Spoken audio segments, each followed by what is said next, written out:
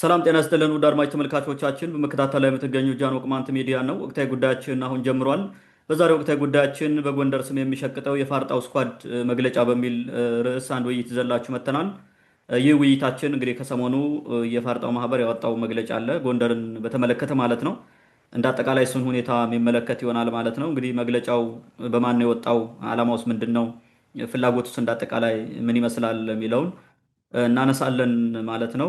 የመግለጫው ርዕስም እንዳጋጣሚ በዚህ ጉዳይ እናየዋለን ሁሉንም። ሌላው የመግለጫው ይዘት ምን ይመስላል የሚለውንም እሱንም የምናነሳ ይሆናል። በመጨረሻም የዚህ ቡድን ወይም ስኳድ ሁልጊዜ በጎንደር ስም የሚነግደው ለምንድን ነው የሚለውንም እሱንም እናነሳለን። በተለይ የሚያገኘው ጥቅም አለው የሚለውን ማለት ነው። በተደጋጋሚ እዚህ በፊትም አንስተነዋል ይህን ጉዳይ። በዋናነት እነዚህን ጉዳዮች እያነሳን ቆይታ እናደርጋለን። ይዘንድር እንደተለመደው አብረውኛለ ሰፊውን ጊዜ ወስዶ ማብራሪያ የሚሰጥበት ይሆናል ማለት ነው። እንደ መግቢያ መግለጫው በማን ነው የወጣው ወይም ደግሞ መግለጫውን ያወጣው ማን ነው፣ ዓላማውስ ምንድን ነው የሚለውን ወደ ይዘንድር ልውሰደውና ይዘንድር ወደ አንተ ልምጣና ምንድን ነው ፍላጎቱ ቡድን ጠቅለል አድርገህ ለተመልካቾቻችን ማብራሪያ ብትሰጣቸው። መልካም እንግዲህ መግለጫው እዚሁ ጎንደር አካባቢ ያለ ስኳድ ተሰባስቦ ወይንም እንዲሁ በአየር ላይ ተገናኝቶ ያወጣው መግለጫ ነው። እንግዲህ መግለጫው እንትን የሚለው ነገር አለ። መሰረታዊ ነገር ለማድረግ የሚፈልገው ጎንደር ተሰድባለች፣ ተዋርዳለች ነው። ምን ብላ ነው የተሰደበች ስትል ስኳድ ተብለው ተሰድቧል ይላል። እንግዲህ ስኳድ ማን እንደሆነ የአማራውም ስኳድ ሲል ምን ማለት እንደሆነ ያውቃሉ። ግን ይሄ ለጎንደር ህዝብ ውርደት ነው፣ ለኢትዮጵያ ውርደት ነው፣ ለአማራውም ውርደት ነው የሚል ነው በዋናነት። በቃ ጎንደር እየተሰደበ ነው፣ ያልሆነ ትርክ ተሰጥቶት እየተዋረደ ነው። ጎንደር ደግሞ የምስራቅ አፍሪካ ምንድን ነው የሚለው የምን ተረከዝ ነው የሚለው ስስ ብልት ነው እና ይህን ስስ ብልት እየነኩ ኢትዮጵያን ሁሉ ማፍረስ ነው ምናምን የሚል ነው እንትኑ። በዋናነት ምንድን ነው የፋርጣው ስኳድ የገባበት ቅርቃር በጣም አደገኛ ነው። ከዛ ለመውጣት ግዴታ በጎንደር ስም መቀለድ ስላለበት ነው ያን ያደረገው እና መግለጫውን ያወጣው የፋርጣው ስኳድ መሆኑን በግልጽ ያሳያል። ምክንያቱም እዛ ጋር ነው የሚያላዝነው የሚያለቅሰው እዛ አካባቢ ስለሆነ ማለት ነው። ነገር ግን ምንድን ነው የሚለው ዓለም አቀፍ የጎንደር ተወላጆች መግለጫ ነው የሚለው። አሁን ይህንን እንትን ዝሩብ የሆነ ነገር አምጣ ውስጥ ምንድን ነው ዓለም አቀፍ የጎንደር ተወላጆች መግለጫ ምን ማለት ነው? አሁን ይሄ ዲያስፖራው ከተሰባስበው ምናምን ያወጣው ማለት ነው። ኢትዮጵያ ውስጥ ያለውንም እንትን ይላል። ዓለም አቀፍ ነው ስኳድ ዓለም አቀፍ ነው ለማለት ነው። እንዲህ አድርገን ጫና እንፍጠር ነው። ምክንያቱም በራሱ ስም ስኳድ ነኝ ብሎ መግለጫ ቢያወጣ ሰማው የለም። ስለዚህ ያለው አማራጭ የግዴታ በጎንደር እና በዓለም አቀፍ ተወላጆች ስም አድርገህ ጫና ለመፍጠር አይነት ነገር ነው እንደዛ ተደርገው ማለት ነው። እንግዲህ ውስጡን ስናየው ብዙ ነገሮችን መረዳት ስለምንችል በኋላ በደንብ አድርገን እናየዋለን ብዬ አስባለሁ። በዚህ ሽፋን ነው ተደብቆ በቃ አውጡኝ፣ አድኑኝ፣ ጎንደር በሙሉ ይሰባሰብልኝ እያለ እየጮህ ያለው ማለት ነው። በፋርጣ ስም አያወጣም። ካወጣ ወይ በጎንደር ስም ነው ወይ ደግሞ በኢትዮጵያ ስም ነው። ምናልባትም አሁን ልቡ ተመልሶ ከሆነ በአማራ ስም ሊያወጣ ይችላል። አማራነትን ትቶታል። ግን አሁን በአማራ ስምም እየሸቀጠ ስለሆነ እዚሁ ጽሁፍ ውስጥ ታየዋለህ። አማራነት በዛም መነገድ ይፈልጋል ማለት ግን እኔ ፋርጣ ነኝ ስኳድ ነኝ ወይ ደግሞ በጌ ምድር ነኝ የበጌ ምድር ማህበር ነኝ ብሎ አይመጣም። በፍጹም ኔቨር። እሱን አያደርግም።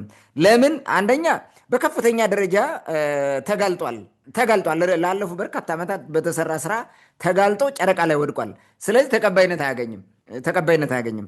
ሌላው በተፈጥሮ ከበስተጀርባ ሆኖ ነው፣ ፊት ለፊት መጥቶ አያውቅም። ፋርጣ ሁልጊዜ ከበስተጀርባ ነው። መንግስትን ይለብሳል ወይ ቤተክርስቲያን ይለብሳል፣ የሆኑ ሰው ግለሰቦችን ይለብሳል። ከፊት አሰልፈው በእነሱ ነው የሚያስጮኸው። እንደዛ ነው። ቅማንት የለም ለማስባል እኮ የቅማንት ሆዳም ዲያስፖራ ነው የተጠቀመው። እንደዛ ብለው እንዲናገሩ ወጥቶ ማለት ነው። የእነሱ ፈረስ የሆኑትን ማለት ነው።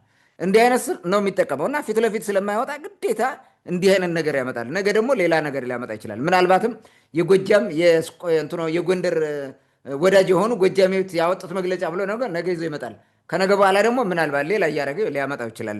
እንደዛ ተደብቆ ነው የመጣው። ሌላው ጎንደር ላይ በአማራው ዘንድ ራሱ ትልቅ ተቃውሞ ገጥሞታል። የፋርጣው ስኳድ ማህበራዊ ሚዲያ ላይ እንደምታየው ነው አሁን ራሱ እየተደረገ ያለው ማለት። ሰሞኑን ራሱ ብዙ ሰዎች አሳስረዋል። የፋርጣው መሪ የሚባለው ማን ነው? ይሄ ቆሞስ ዮሴፍ ደስታ የሚባለው ሰውዬ ማለት ይሄ ሁሉ አድርጓል። ይሄ በግላጭ ቢመጣ ማንም አይቀበለውም። ስለዚህ የጎንደር ዓለም አቀፍ ምናምን ካላለ በስተቀር በምንም መንገድ ይሁን በምን እዛ በደብተራው ስም ቢመጣም ያውቁታል። ጎንደሩ ህዝብ አማራው ራሱ ነቅቷል። ቅማንቱ ምናምን ድሮ የነቃውን አማራው ራሱ አሁን በደንብ አድርጎ አውቋቸዋል። ስለዚህ በግላጭ ስለማይመጡ ያለብሰው መምጠት ስለነበረባቸው ነው። ዓላማው ምንድን ነው? ጨረፍ አድርጌ አንስቼዋለሁ። እንዲህ ዝም ብዬ ለመጨመር ያክል ደግሞ ስኳዱ እየደረሰበት ያለውን የመነጠል አደጋ፣ ተነጥሎ የመውጣት አደጋ ለመከላከል ነው። ድረሱልኝ ነው እና ማምለጫ ነው። በቃ አሁን ፋርጣ ተይዞ ያቀብ። በነገራችን ላይ ፍልፈል ሁልጊዜ መሬት ሲቆፍር አፈር ሲቆልል ምናምን ታየዋለህ። ፍልፈል እንደዛ ነው።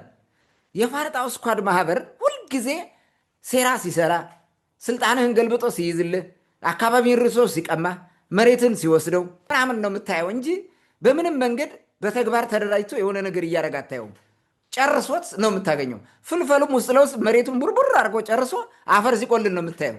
በቃ አፈር ቆልሎ ምናምን ታገኘዋለህ። ልክ እንደዚህ ነው። መቼ እንደሚቆፍረው ምናምን አታይም። አፈሩ ተቆልሎ ነው የምታገኘው። መሬቱን ውስጥ ለውስጥ አጥፍቶ ታገኘዋለህ። አዝርዕት፣ አትክልት ምናምን እዛ ውስጥ ያሉ ከሆነ ያጠፋል። ይሄን ነው የሚያደርገው። ይሄ ማህበር ተደብቆ ነው ያልኩ ለዚህ ነው እና በድብቅ ነው። ስለዚህ አሁን ይሄ ምንድን ነው? ፍልፈሉ ተጋለጠ። አሁን ጥርሱን አግጥጦ መጥቷል። አሁን ውሃ ተጨምረበት ሊወጣ ስለሆነ እየተናነቀው ማለት ነው። ለዚህ ነው ድረሱልኝ ማለት ነው። ዋና ዓላማው ድረሱልኝ ነው። የፋርጣ ስኳድ ከተመሰረተ 18ኛው መቶ ክፍለ ዘመን መገባደጃ ወይም በ1770ዎቹ ገደማ ነው ጀምሮ የተመሰረተ። እስከ ዛሬ ድረስ ራሱን እንደ እስስት ከሚመጣው ነባራዊ ሁኔታ ጋር እየቀያየረ ሲዘልቅ አልተጋለጠም። ኤክሴፕት ከአፄ ቴዎድሮስ ዘመን ውጭ ማለት አፄ ቴዎድሮስ ነው ከጎንደር ነቃቅሎ በሙሉ ያባረረው ማለት ነው። የደብተራ ዘር ስርዓት ሰርቶ ማጠፋው። ተሰብስቦ እንደ ጉንዳን ይወረው ነበረ። ጎንደርን እየዘረፈ በርስት በጉልት ስም እየበላ ስለነበረ ያባረረው አፄ ቴዎድሮስ ነው። ከሱ በፊት ማንም ማያውቀው፣ ከዛ በኋላ ማያውቀው። ውስጥ ለውስጥ ይበላል፣ ይዘርፋል። ማንም ግን አይናገረው። ቅድም እንዳልኩ ነው። ረሃ ፍልፈል መሬቴን ጨረሰው ነው የምትለው እንጂ ምንም ማድረግ አትችልም፣ ቆፍረ ካላወጣኸው ማለት ነው። አሁን ቁፋሮው ተጀምሯል የፋርጣው። ስለዚህ እኛ ብቻ አይደለም የምንቆፍረው። ሰሜን ጎንደር የሚባለው ወይም ከበጌ ምድር ውጭ ያለው ጎንደሬ ያውቀዋል፣ በደንብ አድርጎ ያውቀዋል። ጎጃሚው ያውቆታል፣ ሸዋ ያውቆታል በደንብ አድርጎ ማለት አይተባበርም ከሱ ጋር። እንዲያውም ጎጃሚ ይጋፈጠዋል፣ ተጋፍጦታል። አሁን እንዲያውም ዘመነ ካሴ ወጥቶ በሚዲያ ተናገረብን፣ ስኳድ ብሎ ሰደበን፣ ጎንደርን ድረስ ውጡ የሚለው እኮ በዚህ ምክንያት ነው። እንደዚህ ስለሆነ በጣም ነው የተደናገጠው። አሁን ይህን መጋፈጥ ስላለበት ግዴታ ማለት ነው። ሌላውም ስለተጋፈጠው እሱም መጋፈጥ ፈልጎ ነው ይህን እያደረጋለው። ከቅርብ ጊዜ ወዲህ ቅማንቶች ላይ የፈጸመውን ጭፍጨፋ ታውቃለህ። ይህንን እንትን ማድረግ ትችላለህ። ወልቃይት ላይ ባካሄደው ዘረፋ ራሱ በአማራ ስም ሂዶ ወልቃይት ላይ ዝርፊያ የፈጸመው ያ ሁሉ ማለት ነው።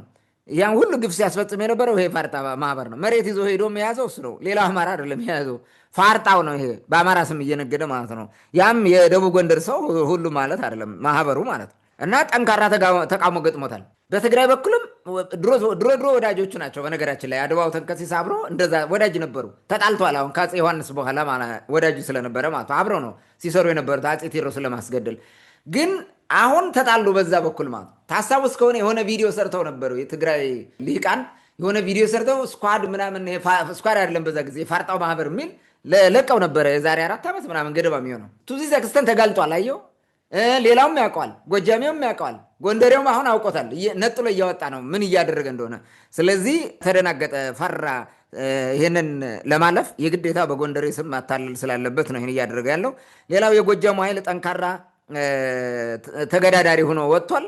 የፋርጣውን በደንብ አድርጎ እየተጋፈጠ ያለው የጎጃሙ ኃይል ነው። በተለይ ከሰኔ 15 በኋላ ያለው በቃ እዛ ባህር ዳር ላይ ያ የፋርጣው ማህበር መሪዎች ምናምን ተገደሉ። ከዛ በኋላ እየገደለን ጎጃሜ ነው የሚል ወሰዱ። ግን ለዛም ዋናነት እንትን የሚሉት ዘመነ ካሴ ነው። በሱ ጋር እንትን ለማድረግ ነው በጣም እየተንጫጩ ያሉት። የነ ዘመነ ካሴ ደግሞ የአማራ ትግል ነው ተብሎ የሚታሰበው አፋብኃ ነው ምናምን የሚባለው መሪ እሱ ነው። ስለዚህ እንዴት መሪ ይሆናል እሱ ገዳያችን በሚል እሱን እንትን ማድረግ አለብህ። የግዴታ ጎንደሬ ማስነሳት አለብህ ማለት ነው። ተነሰ ጎንደሬ እያሉ ያሉት በዚህ ምክንያት ነው። ሌላው የሰሜን ጎንደሩም አማራው ራሱ በፋርጣው የሚደረገውን አድሎ፣ የሚደረገውን ዘረፋ፣ የሚደረገውን መንደርተኝነት አሳምረው ስለሚያውቁ ተቃውሞ ስለሆነ ነው። ይሄ ነገር እረፍት ስለነሳው አሁን ከዚህ ለማምለጥና ሾልኮ ለመውጣት እና ማህበሩን አስቀጥሎ ለመዝለቅ እያደረገ ያለው ማለት ነው። የህልውና ትግል በለው። ይሄ የፋርጣው የህልውና ትግል መግለጫ ነው ማለት ነው፣ የዛሬው መግለጫ እንጂ ማንም ዓለም አቀፍ በጎንደር ስራ ጠፍቶት ነው። ዓለም አቀፍ አሁን ዲያስፖራ አሁን ዓለም ስራ ጠፍቶት ነው በዚህ ሰዓት ንቆ እኮ የተዋቸው ነው። ወረዲ አሁን እዚህ ጋር የሚጮህ የለም። በእርግጥ አሜሪካ ቢቀመጥ የትም ቦታ የማህበሩ አባል ይጽፋል። ይህን ከመጻፍ አይመለስም። እንግዲህ ይሄ የበጌ ምድሩ የማፊያ ማህበር በ1770ዎቹ ጀምሮ ወይም ከ1770ዎቹ ጀምሮ አካባቢውን ብቻ ሳይሆን ኢትዮጵያንም የግል መጠቀሚያ አድርጎ ቆይቷል። የሚጠቀምባቸው ስልቶችን ወደኋላ ሄደ ስታየው በስውር መደራጀት ነው። ስውር መደራጀት ነው። ፋርጣ ማለት ስውር ሱፍ ነው፣ ወይም ደግሞ አፈር ውስጥ ያለ ፍልፈል ነው፣ ወይም እንደ ምስጥ ከውስጥ ለውስጥ ይበልሃል፣ ወይም እንደ ዱቅንዱቂት ይበልሃል። ማህበሩ ይሄ ሌላ ስራ የለውም። ስልቱ ይሄ ነው። ማህተም እየመታ ከውጭ ምናምን ሆኖ በአደባባይ እኔ ፋርጣ ይብላ አይነግርም በፍጹም ማለት በተለያየ ስታብሊሽ በሆኑ ተቋማት እየገባ እሱን መቆጣጠር በቃ እንደ ቫይረስ ይይዛል። አለቀ። እንደዛ እያደረገ ነው የሚሄደው ይሄ ማህበር ማለት። የደቡብ ጎንደርን ህዝብ ድሃ ያደረገውም በዚህ ምክንያት ነው። ድሃ እኮ ነው የደቡብ ጎንደር ህዝብ። በጣም እኮ ነው መከራው የሚያየው። ጎንደር ድረስ ለልመና እንዲመጡ ሁሉ ያደርጋቸዋል። በጣም መከራ ስለሚጥላቸው ማለት በስውር ነው የሚሰራው። በስውር ይበላል። ማህበሩን ብቻ ነው የሚጠቅመው። በሃይማኖት፣ በፖለቲካ፣ በምጣኔ ሀብት፣ በዲፕሎማሲያዊ እንዲሁም በማህበራዊ ተቋማት ዘልቆ በመግባት መቆጣጠር ነው። ልክ አንድ ቫይረስ የሆነ ሰውነት ገብቶ እንደሚይዝህ ይሄ ማህበርም ስራው መቆጣጠር ነው። እንደዛ ነው። ስነ ልቦናህን ያጠፋል፣ ብዙ ነገሮችን ያወድማል። ከዛ በኋላ እሱ የበላይ ይሆናል። ምንም ማድረግ አትችልም። ሰሚሲቡነ ትኖራለህ። አለበለዚያ አገር ለቀህ ትሄዳለህ። ከጠገብክና እምቢ ብለህ መገዳደር ከጀመርክ ይገልሃል። ማፊያ ማህበር ነው። ይሄን ነው የሚያደርገው ማለት ነው። ተቋማትን የቤተ ዘመድ ወይንም የመንደር ድርጅት ያደርጓቸዋል። ከዛ በመንደር ተሰባስበው ስለሚይዙ በምንም መንገድ እዛ የሚደረገው ወንጀል በሙሉ አይነገርም፣ አይወጣም። ግን የመንግስት ተቋም ነው ብለህ ነው የምታስበው። ይህን ያደርጋሉ። የግል ተቋም በአካባቢው ይሰራሉ። ለምሳሌ ጎንደር ሆስፒታል አለ አይደለ? ጎንደር ሆስፒታል እዛው እያለልህ ከአጠገቡ ሌላ ሆስፒታል ይከፍታሉ። ከዛ ወደ ሆስፒታል የሚመጣውን ሆስፒታሉን የተቆጣጠሩት እነሱ ናቸው። ዩኒቨርሲቲ የሚቆጣጠሩት እነሱ ናቸው። ከዛ ቀጥታ ፈሰስ ይሆናል በገንዘብ ይሄ ምንድነው መድኃኒት፣ ሌሎች ልዩ ልዩ የሕክምና ቁሳቁስ በሙሉ ወደዛ ይሄዳል። ከዛ ቁጭ ብለው ወደዛ ሂድ እያሉ ይልኩልሃል። አንተ ወደዛ ወደ ግል እነሱ ወደ መሰረቱ ተቋም እንዲሄድ ያደርጋሉ። እና ተቋሙን ዲስፋንክሽናል ያደርጉታል። ማህበረሰቡ አይጠቀምበትም። እንዲህ በማድረግ ይጠቀማሉ። ትልቅ ጥቅም የግል ጥቅማቸው የሚያካሂዱበት ነው። ሌላው ደግሞ በሚታወቀውም ሆነ በማይታወቀው ሊሆን ይችላል፣ በግልጽ የሆነ በግልጽ ያልሆነ ሀሳባቸውን የማይቀበሉ ሰዎችን በሚታወቅም በማይታወቅም ቢሆን ማለት ነው ሀሳባቸውን የሚቃወሙ ማይቀበሉ ሰዎችን፣ ግለሰቦችን፣ ቡድኖችን ኢቭን ህዝብን እንደ ህዝብ ራሱ ተቋምን እንደ ተቋም በሂደት ያጠፋሉ። ማሟሟት ነው። ይሄ ስልታቸው ነው። እንደዛ በማስወገድ አቮይድ በማድረግ ብቻቸውን ይቀራሉ። ምንም አይሆንም። ያ ነው ስልቱ። አሁን ስለተነቃ ያው እየደነገጡ ስለሆነ ነው። በዚህ ሂደት ውጤቱ ምን አድርገዋል መሰለ? ይሄን እንግዲህ በጣም በርካታ ዓመት እኮ ነው ከ1770ዎቹ ጀምረህ ማለት ወደኋላ ስትመጣ ረጅም ዘመን ነው። በጣም ረጅም ዘመን ነው። ከ250 ዓመት በላይ ምናምን የሚሆነው ነው። እንደዚሁ ቀላል አይደለም። ብዙ እንትኖችን ውጤት አምጥቷል። ይሄን ለነሱ ማለት ያመጣው ጉዳት አለ። ይህም ጎንደርን የወላድ መካን አድርጓታል። የጎንደር አሁን እዛ አካባቢ ተወልዶ ያደገ አካባቢ የሚያለማ ሰው አታገኝም። የለም። ብቅ የሚሉትን ያጠፋሉ። በቀይ ሽብር ጨፍጭፈው ብዙውን አጠፉት። ሄደ አሜሪካ ገባ፣ በዛው እንደተሰወረ ቀረ። ኢትዮጵያ እያለ በዛው ነው የቀብራው በኢሃፓው በምኑ። አሁን ላይ ተመልሰው ሂደው እሱን ይጠገርሩታል። አባል አድርገው የጎንደር ማህበር ይሉታል፣ የጎንደር ህብረት ይሉታል። ማይሉት የለም። እንደዛ እያደረጉ ይጋልቡታል ማለት ነው። እና ይሄ ጎንደር የወላድ መካን ሆነች። ዛሬ ጎንደር ውሃ የለው፣ መብራት የለው፣ ምን የለው፣ በየጊዜ የሚቆራረጥበት መንገድ አስቸጋሪ፣ በጣም የሚያስቸግር ሁኔታ ውስጥ ግን ልማት ተጀምሮ አያልቅ።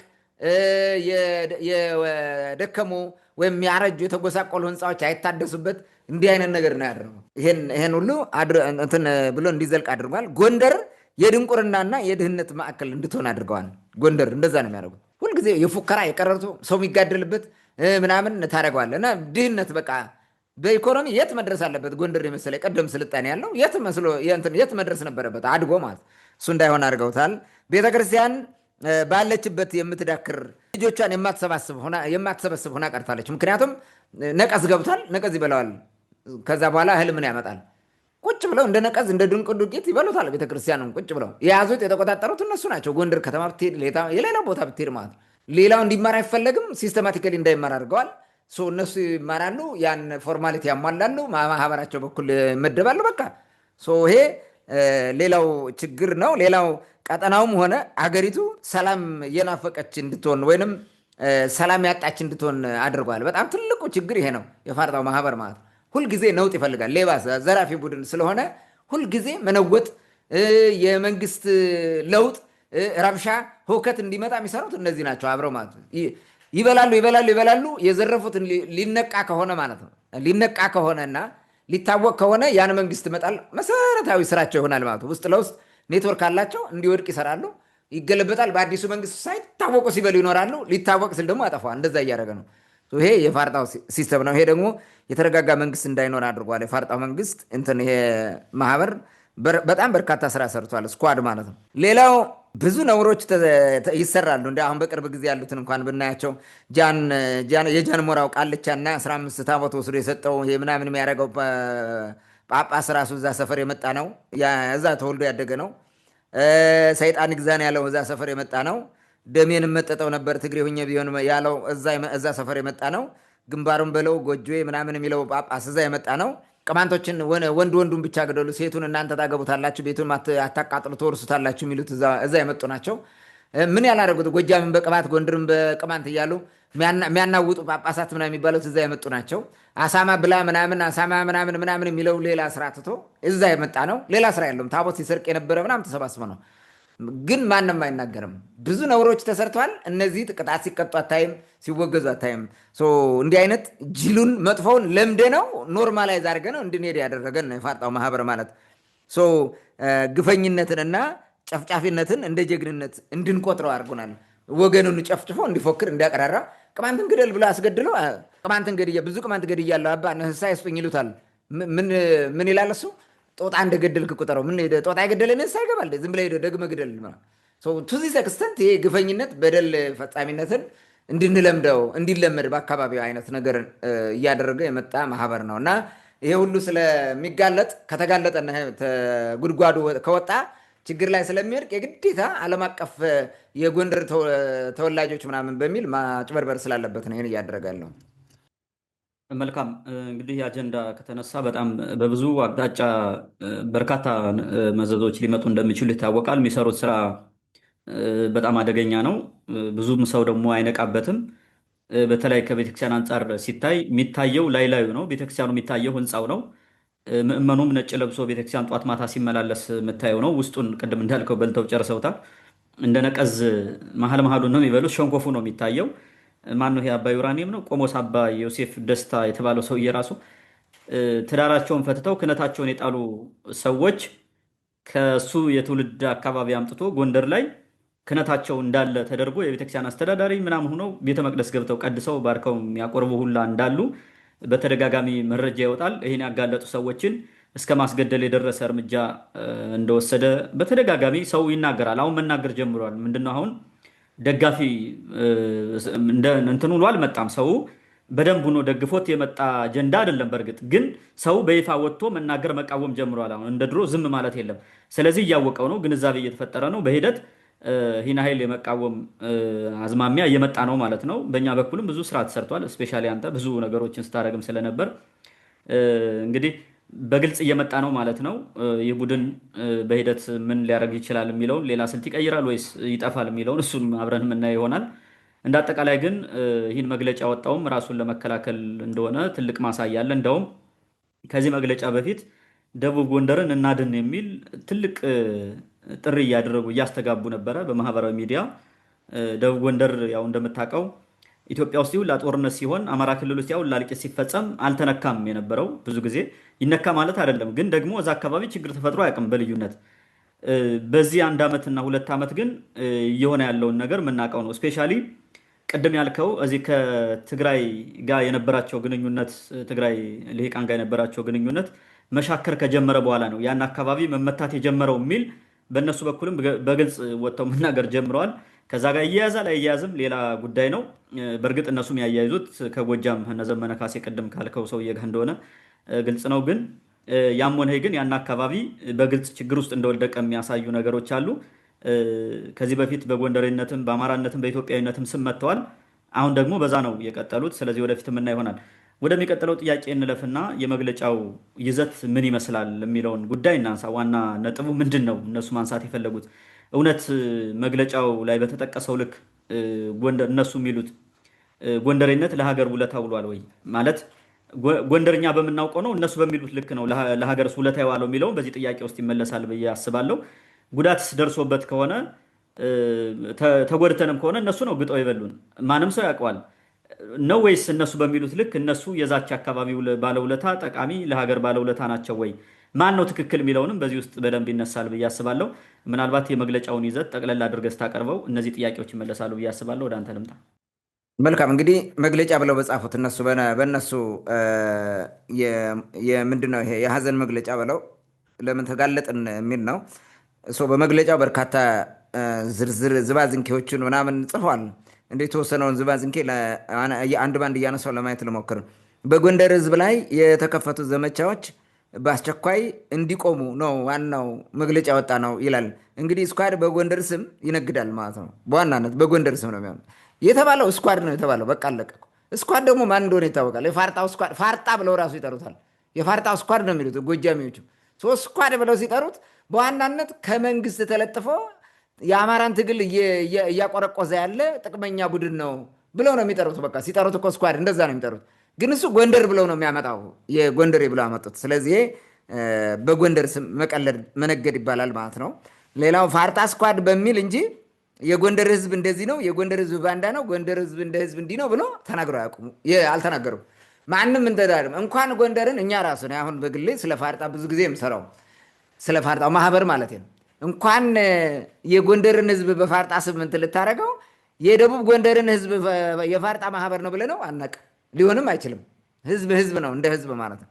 ስለዚህ ውሸት ዝም ብለው ያ እንትን ለማድረግ ነው ተጨፍነው የሄዱበት ማለት ነው። ሌላው ምን ይላል? ጎንደር በአማራነቷና በኢትዮጵያዊነቷ ለዘመናት አሸብርቃ የኖረች ምድር ነች ይላል።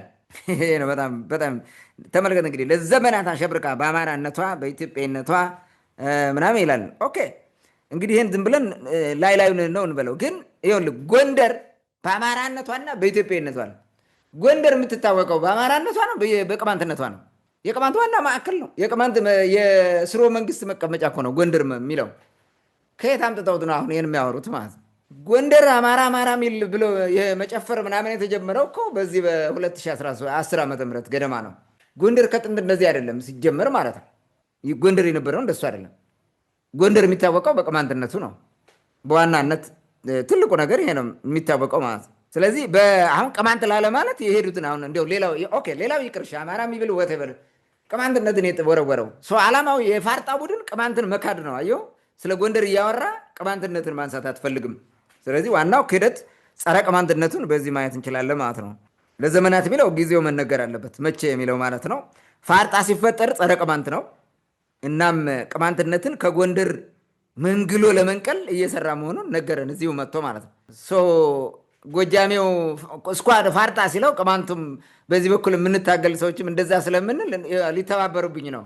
ስለዚህ ቅማንት መረሳት አለበት። በቃ ትልቁ እንትኑ ዋና ዓላማ የሚሰሩት ይሄን ለማድረግ ስለሆነ ያኛውን ለመሸፈን ተብሎ የተደረገ ነው። በኢትዮጵያዊነቷና በአማራነቷ ይላል። አማራነት ካልክ ቅማንትነት አለ እዛ ውስጥ። ቅማንትነትን ዲኤንኤ ልታደርገው አትችልም በፍጹም ማለት ነው። ጎንደር ከቅማንትነቱ ወጥቶ ሊቆም አይችልም። የጎንደር ስርዓቱ ሁሉ ነገሩ አብዛኛው ባህሉ ወጉ ከቅማንት የመጣ ነው። ህብረተሰቡም ራሱ ቅማንት የነበረ ነው። እንኳን ጎንደር ሌላውም ቢሆን ማለት ነው። ፋርጣው ቢሆንስ ራሱ አብዛኛው እኮ ቅማንት የነበረ ነው። ምን የማሌፋ ልጆች ናል የማሌፋ ዘር ነው። ቅማንቱ ነው የማሌፋ ዘር ነው። አብዛኛው ፋርጣ የሚባለው ማለት በተለይ ጋይንት ላይ ጋይንት ታች ጋይንት ስማዳ የሚባለው የዚህ ዘር ነው እና የሚታወቅ ነው። ይሄን እንትን ለማድረግ የሄዱበት ነገር ግን እንትን ነው፣ ዝም ብሎ ተቀባይነት የሌለው ወሬ ነው። ለመሆኑ ጎንደር መቼ ነው ጎንደር የሆነችው የሚለውን እንኳን አያውቁትም። ጎንደር መቼ ነው ጎንደር የሆነችው? ጎንደር የሚለው አማርኛ ነው አይደለም። ጎንደር አማርኛ አይደለም በፍጹም ማለት ነው። ጎንደር አይደለም የፋርጣው ሀገር ራሷ ፋርጣው ጋይንት ምናምን የሚለው ስማዳ ምናምን የሚለው መቼ አማርኛ ነው? ከዚህ በፊት ስናወራ አይተሃል። አማርኛ አይችሉም ብዙ የሚላል እና አብዛኛው ደግሞ ክርስቲያን አይደሉም ይላል። ያ መጽሐፍ ባለፈው እዚሁ ስንወያይበት ያነሳ ነው እና ተጨፍነው ዝም ብለው የሚደናቆሩ ይሄ ከ1770ዎቹ በኋላ የመጣ ፍልፈል ቡድን ስለሆነ ያን ለማድረግ ካልሆነ በስተቀር ሌላ ነገር የለውም። እንግዲህ ጎንደር እንመልከተው፣ በአጭሩ ላቅርበው። ይሄው ጎንደር አፄ ፋሲለደስ ጎንደር የሚለውን ከተማ ከመመስረቱ በፊት ጎንደር የሚባል የሆነ አሁን ጎንደር ከተማ የተመሰረተበትና ዙሪያው ያሉ ቀበሌዎችን የያዘ አንድ ወረዳ ነው የነበረ። የደንቢያ ግዛት አንድ ወረዳ ነው። አውራጃ እንኳን አይደለም ወረዳ ነው። እንደ ጋባ፣ ጭልጋ፣ ቋራ፣ አለፋ ምናምን የሚባሉ አውራጃዎች አይደለም። በአንድ ስሞል የሆነ ዲስትሪክት ነገር ነው የነበረው በዛ ጊዜ። ዋና የቅማንት ገልቦና ድግና ቦታ ነው። ያ ድግና ተከልሎ ነው የነበረው። 44 ድግና የነበረበት ቦታ ነው። ሌላ ነገር የለም። ምንጮች አሉ ምን አለ በቃ ሌላ ነገር የለ። ይህ ነው መቃብር ባህል ላይ ዙሪያው ድግና የነበረበት ቦታ ነው። ከዚህ ውጭ ሌላ ነገር አልነበረውም ጎንደር ማለት ነው። በዙሪያው ገጠር ቦታዎች ነበሩ። ይሄን የነበረው ጎንደር የሚባል ሀገር አይታወቅም፣ ኑሮ አያውቅም። ጎንደር የሚባል ሀገር ትልቅ ሀገር ማለት ነው።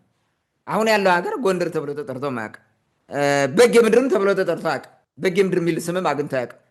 በጌ ምድር ከርብ ማዶ ወደዛ ያለ ኪንግደም ነው። ኪንግደም ኦፍ በጌ ምድር የሚባል ማለት ነው። እሱን ማየት ያስፈልጋል።